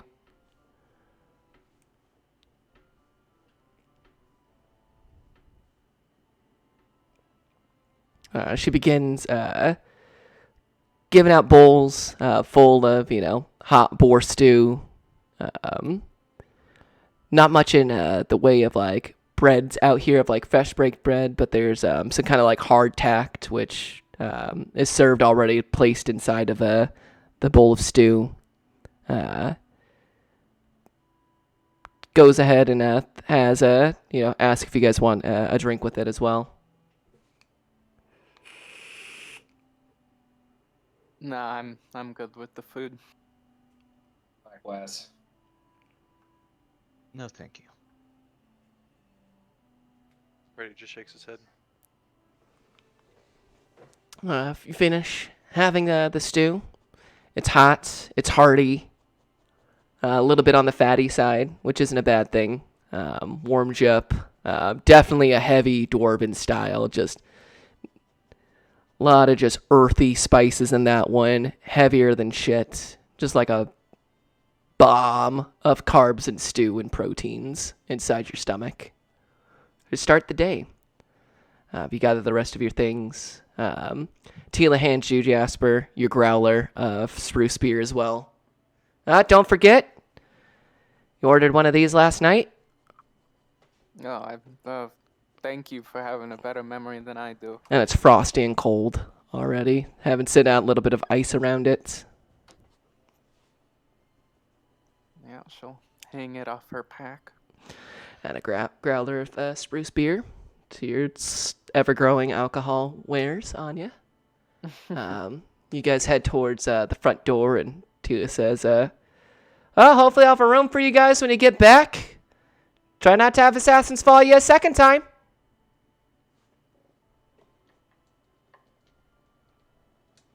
as you guys walk into a blustering windstorm. The cold immediately cuts into you all. The wind is ferocious out here. It shakes the trees. Visibility is diminished. The kind of wall of wind that you saw approaching the day before has arrived. Let's start off as you approach this. You will have this roll at advantage because you guys are wearing your winter gear. Everyone make me a constitution check. And Jove, I need you to make me a survival check.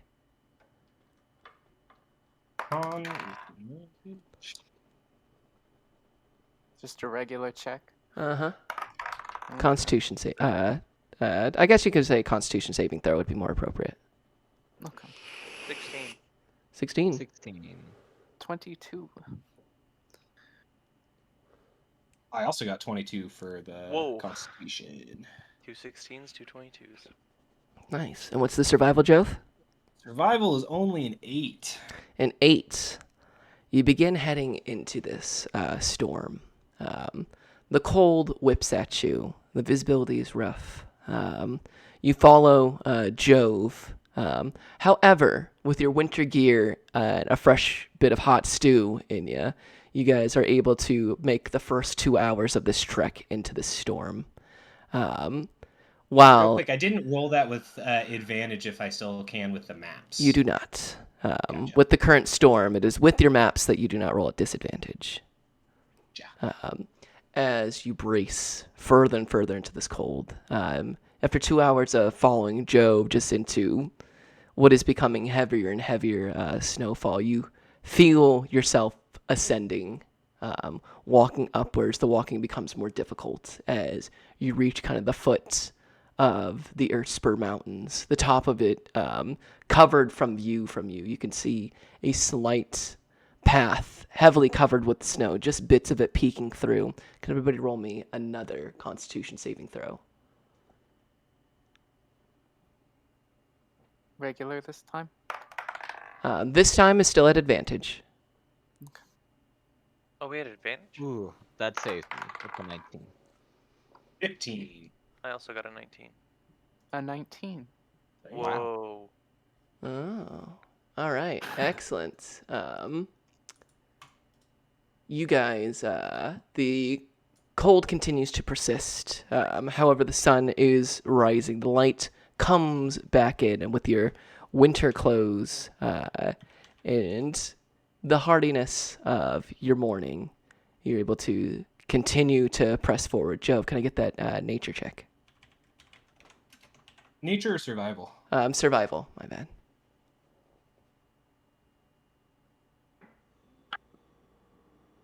Survival's going to be 12. 12. You are able to, now that you've reached kind of this mountain, you find a trail. What you, judging with your maps, should be the ore trail. A solid 3 hours away from the fire at the Threshold Inn. So you're feeling pretty confident that's where you're supposed to be. You begin following the trail up higher and higher. There's a couple places where the ice begins to form. It becomes tedious to move at the same speed. However, with your 12 and your climbing equipment, you are able to get your party across kind of these thickets of ice. As you ascend higher and higher, you can see that the windstorm does not let up, only becomes more intense. The temperature drops even further as you climb higher and higher into the Earthspur Mountains, following this path, going in some places that would be narrow for a cart, and then in other places losing the path and trying to find your way back. It is cold, frigid work. The lungs feel the frost inside of them. There's that tenseness in your backs. Can everybody roll me another Constitution saving throw? This time without advantage, as you guys are now beginning to ascend hundreds of feet up, following Jove up this icy path. 17. 17. 15. 10. 10. 21. Jove, as you lead this one, as you're putting this extra work in with your climbing tools, the cold really does get to you. You're going to take 1 point of exhaustion. The rest of you, with Jove's help leading the way, follow him up into the Earthspur Mountains. This kind of looming, tall and wide series of mountains that just swallows up the eastern front of this area of the Moonsea. You continue heading higher and higher. Can everyone make me a perception check? With disadvantage. Passive 12. So 17. Catchphrase. Passive 12. You all just hear this roaring noise. It comes from almost all directions. It's the wind mixed in. But Jove, with your 17, you can hear the inhale in between this roaring. This kind of...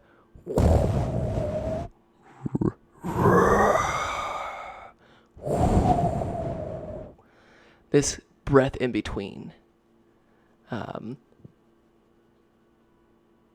You continue to move on deeper, huddling closer together, until you see before you kind of a long, icy rope bridge. It arches over a deep gorge. The slopes rise sharply on one side of the trail and then drop into a sheer cliff face on the other side. As you take in this sight, When we heard the roar, I just want to interject before anything happens. But when we heard the roar, I wanted to start casting Detect Magic. I will say you have plenty of time to cast Detect Magic, and while your party lights up, there does not seem to be any pinging of a magical nature. Okay. Plenty of time to do that, absolutely. As you know, you hear that, Jove, you point out, keep everyone close, you're all on the lookout. The wind and the snow now kind of sheets as you come across this bridge, seeing kind of this sheer drop off on one side. There is another of this large roaring sound, but this time, even with your guys' passive, you all look up kind of the slopes of this, and far above, there is this ominous rumbling. You vaguely see what appears to be two incredibly large, vaguely humanoid creatures. They seem to be about 100 or so plus feet up. This kind of slope. They could see that they appear to be watching you, Jove, as you approach this bridge. Do they appear magical in any way? You're reaching out, looking, casting Detect Magic as you can, trying to keep that up, and you are succeeding on it, and just in every direction, nothing pings back except your party members. If anything, it's helping you keep close to Jove, as some parts of this wind kicks up, and it's almost impossible to see. Joe will just kind of like yell back to the party over the wind and stuff and make them aware of those creatures if they weren't already, to try and point them out.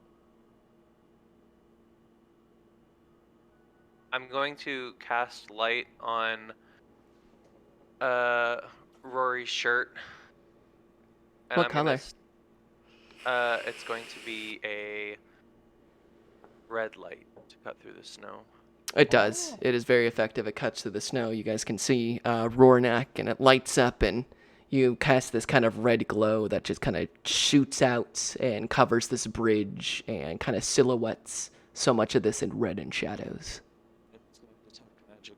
I'm also going to be playing my harp and having a red light appear above me, as well as my harp makes a magical effect of a light appear above my head. So as long as I'm playing it and using my action to do that, it will be having a red light above.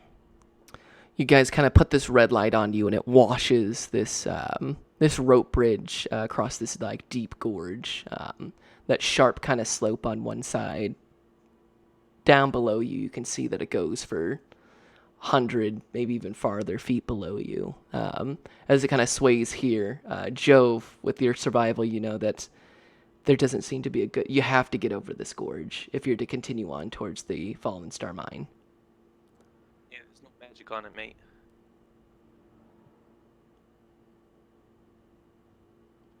Well, this is the only way that we're going to be able to get to the Fallen Star Mines. This is kind of the a one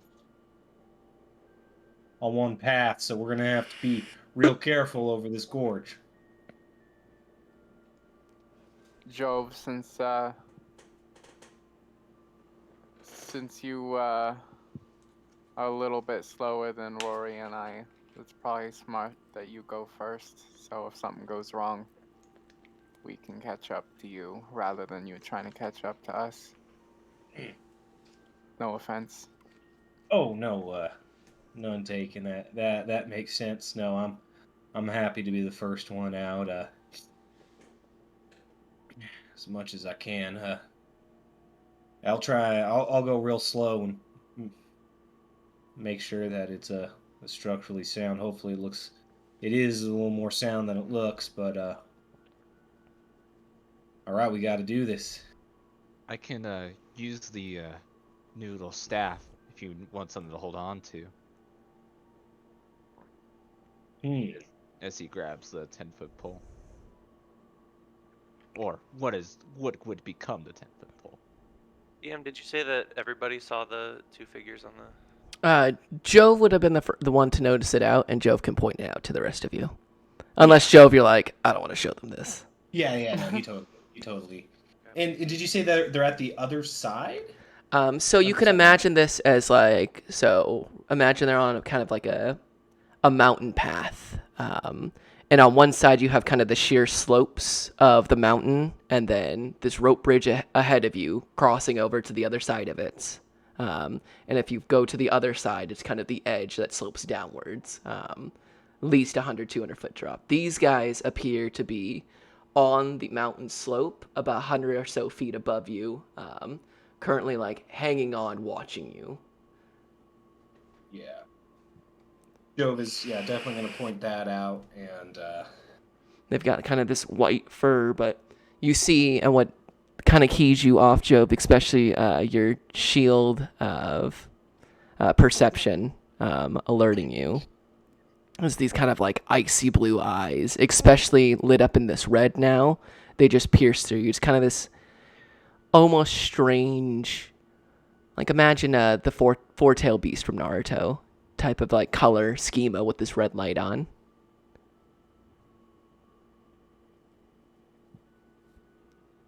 I mean, if those guys are over there, we also need to consider any escape plans, so we don't get caught out without a plan. So everybody should have their own. I don't think that it's something that we need to discuss. I think it's just something we need to think about. yeah, if they try and fuck with us while we're on the bridge, that's going to be a bad time. So I guess maybe I'm willing to go out, and if they're fine to just look on, then we can take it slow. But Actually, I first guess- let's do this, and I'm gonna send a Johnny out, and he's gonna scamper across the bridge. Have Johnny Get all the make way to the front if he can. either an athletics or an acrobatics check as he goes across the bridge.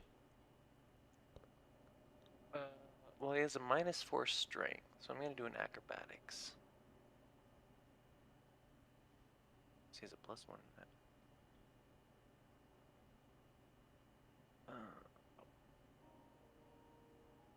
Poopy. 8. Johnny skitters across and begins sliding along this wooden bridge. It's so iced and covered, and it shakes. And with an 8, he begins falling prone and sliding off towards the edge of this bridge. Now go ahead and have Johnny make a strength saving throw to hold on as he begins to slide. Okay. A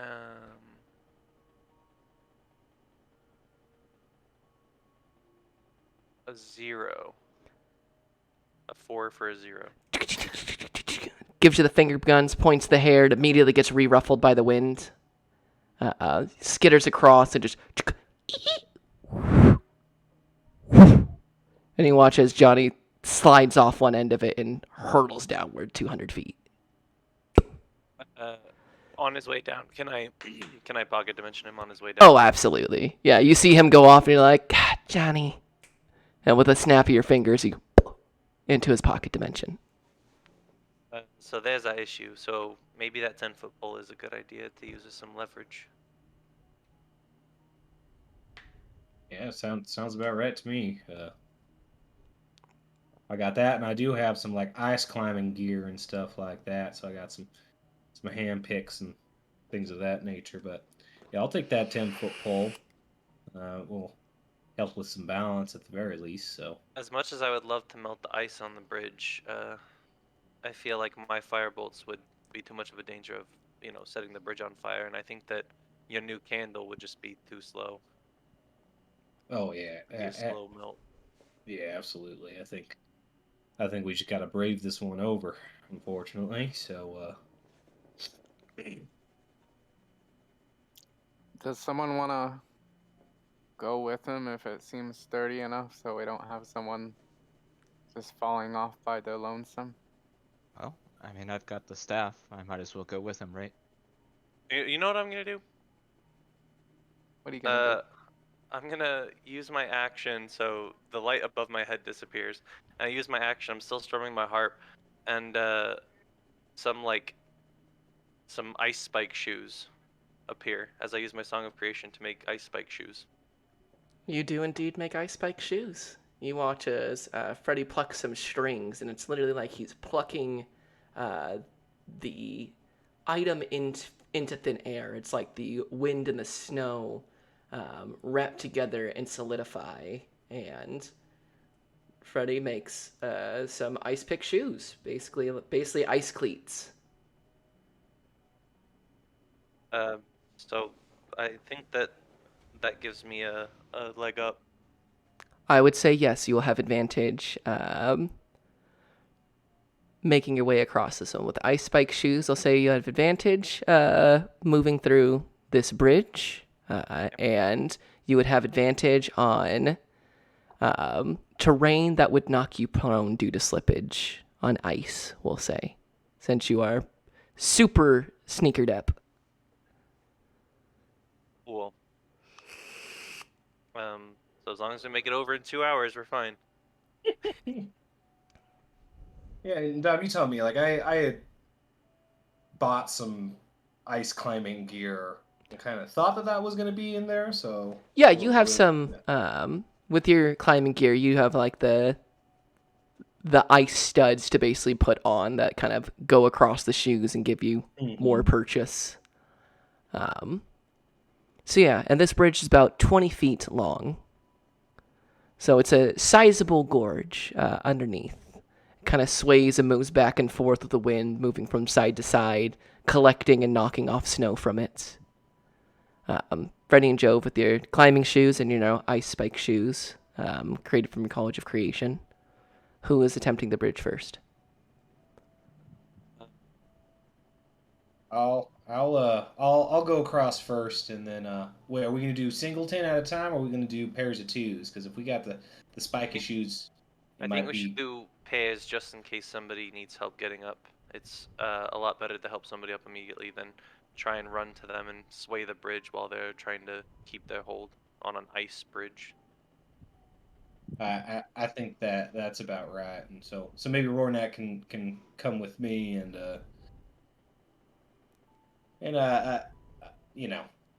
I don't think you're a singing dancing monkey there, Freddy, but I got to say this whole journey up here has taken a little bit out of me. Do you have a nice little rhyme for me before I make my way across this? It'd be greatly appreciated. Making away. Let me think. It'd be great if you didn't fall. If you died, I would have a ball. Ball as in crying. Ball like Sorry, BAWL. Right. Like... I can't.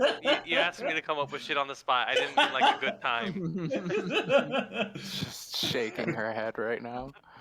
And a Hopefully red. it'd be a little bit of both. So yeah, I'll send you a Johnny. What color is your Johnny? This one's just a normal Johnny.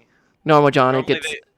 they just have like the ones from my Bardic Inspiration have like more of an ethereal, because Johnnies all have an ethereal glow because they're all, Fey recreations. But my Bardic Inspirations ones generally have like a slightly more of a blue aura around them. And those red Johnnies, as Dom described, was just pure anger boiling over. This Johnny like gets on your shoulder, Jove, and kind of looks at you and looks back to Freddy and kind of gives you just a shrugs at you on that rhyme, slicks his hair back and gives you a squeak. I always imagine a little bit Danny Phantom style on the back half. Like more top part is rap for a Bardic Inspiration. The back half's kind of more Danny Phantom style, at least in my headcanon. Jove, go ahead and either athletics or acrobatics. Flat roll because of your shoes, but you are exhausted. Yeah, so that cancels each other out. Right? Yep, so you've got a flat roll on it. Athletics or acrobatics, your choice. We're doing athletics. Just to remind everybody before we cross this bridge on the order of events, for Bardic Inspiration, you choose after you see the roll, before you hear the result. And I believe Gotcha. you're going with Rornak. You're also going to go with Jove. Yes, and Ronak will also take the time to pull out that pole, and he will say the dwarven word for raise and Erect. push up the- Erect. Erect. Come on. Yeah, It's yeah. erect. It's erect. I forgot. Sorry. Here. Ronak A is correction erect. on the Okay, thank erect. you. Yeah. Should. Yes, you do it. Goes out to 10 feet. Rory still has the red light on him too. Just point of order. All right, let's have both of you guys roll on that one. I assume athletics for Jove's, acrobatics for Rory. Yeah. Yes. Gonna go ahead and use my Johnny. That's a low roll for me though. That's 11. And remember, ability checks you have advantage on the Bardic Inspiration. Beautiful. That's gonna bring me up to a 16. A 16 and 11. You walk over there across this bridge, Jove, and Rornak, you follow behind, using the 10-foot pole to like balance yourself and also as something to hold on to should one of you fall. And about halfway through, Rornak, you begin to kind of slip. Jove, you reach out and grab Rornak, and you begin to feel yourself slide and skitter towards the edge. The pole begins to lean to one side. You feel that moment where you're about to tip over, and that is when you see Johnny run over, and he cannonballs his spectral self on the other end of the pole and balances you guys back out with a poof and a slight finger guns. And you guys are able to make it to the other side. So, Freddy and Jasper. Do we want to let them cross before we go for it, just to not add too much unnecessary motion? Or do we want to just go for it? They've made it across, yeah. Oh, Yeah. did they? Yeah, we just did. Yeah. Okay. I wasn't sure if you were like halfway. Okay. If they're across them, I guess we go. Yep, let's... Do you want to go first, sis? Yeah, since you've got those fancy shoes, I think that's probably smarter. Hold on.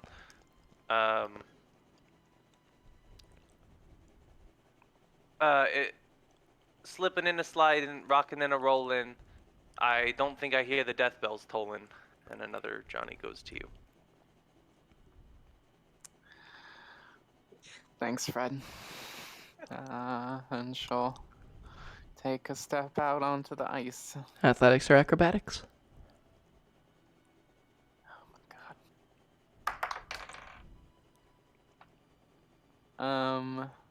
Yeah, we're definitely gonna use the Johnny on that one.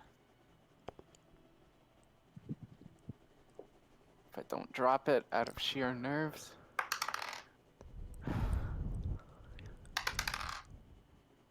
Okay, So, with Johnny, that is a 16. Freddy, for go ahead and acrobat- roll or with it athletics. for athletics. Gotcha. Freddy, roll acrobatics or athletics with advantage. Oh, with advantage. Yes, with your shoes. If you're going to create a pair of shoes just to walk across an icy bridge, I'm going to give it to you. That is 16. A 16, yeah, 2 16s. You guys, with Johnny, Jasper, going over and jumping on an exceptionally thick piece of ice, his body kind of, and that little bit of thunderous energy in it knocks off a bit of ice in front of you, allowing you to walk safely across the bridge. It's as, with Freddy following right behind, your shoes gripping into the wood and the ice with ease, you hear a roaring above you, this time audible and clear, as these two ape-like humanoids strike against the side of a mountain. There's that moment where you guys kind of tense up for a moment, grab the edge of the rope bridge as a gust of wind and the roaring coincide. There's a deep rumbling.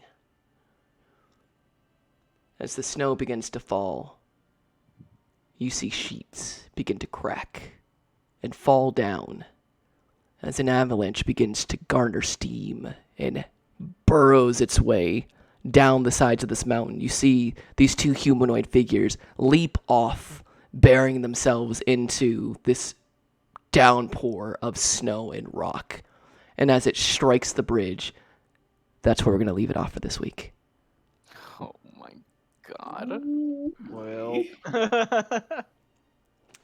Oh. Wow, let us say goodnight to chat. Good night, chat. Nighty night, Night chat. chat.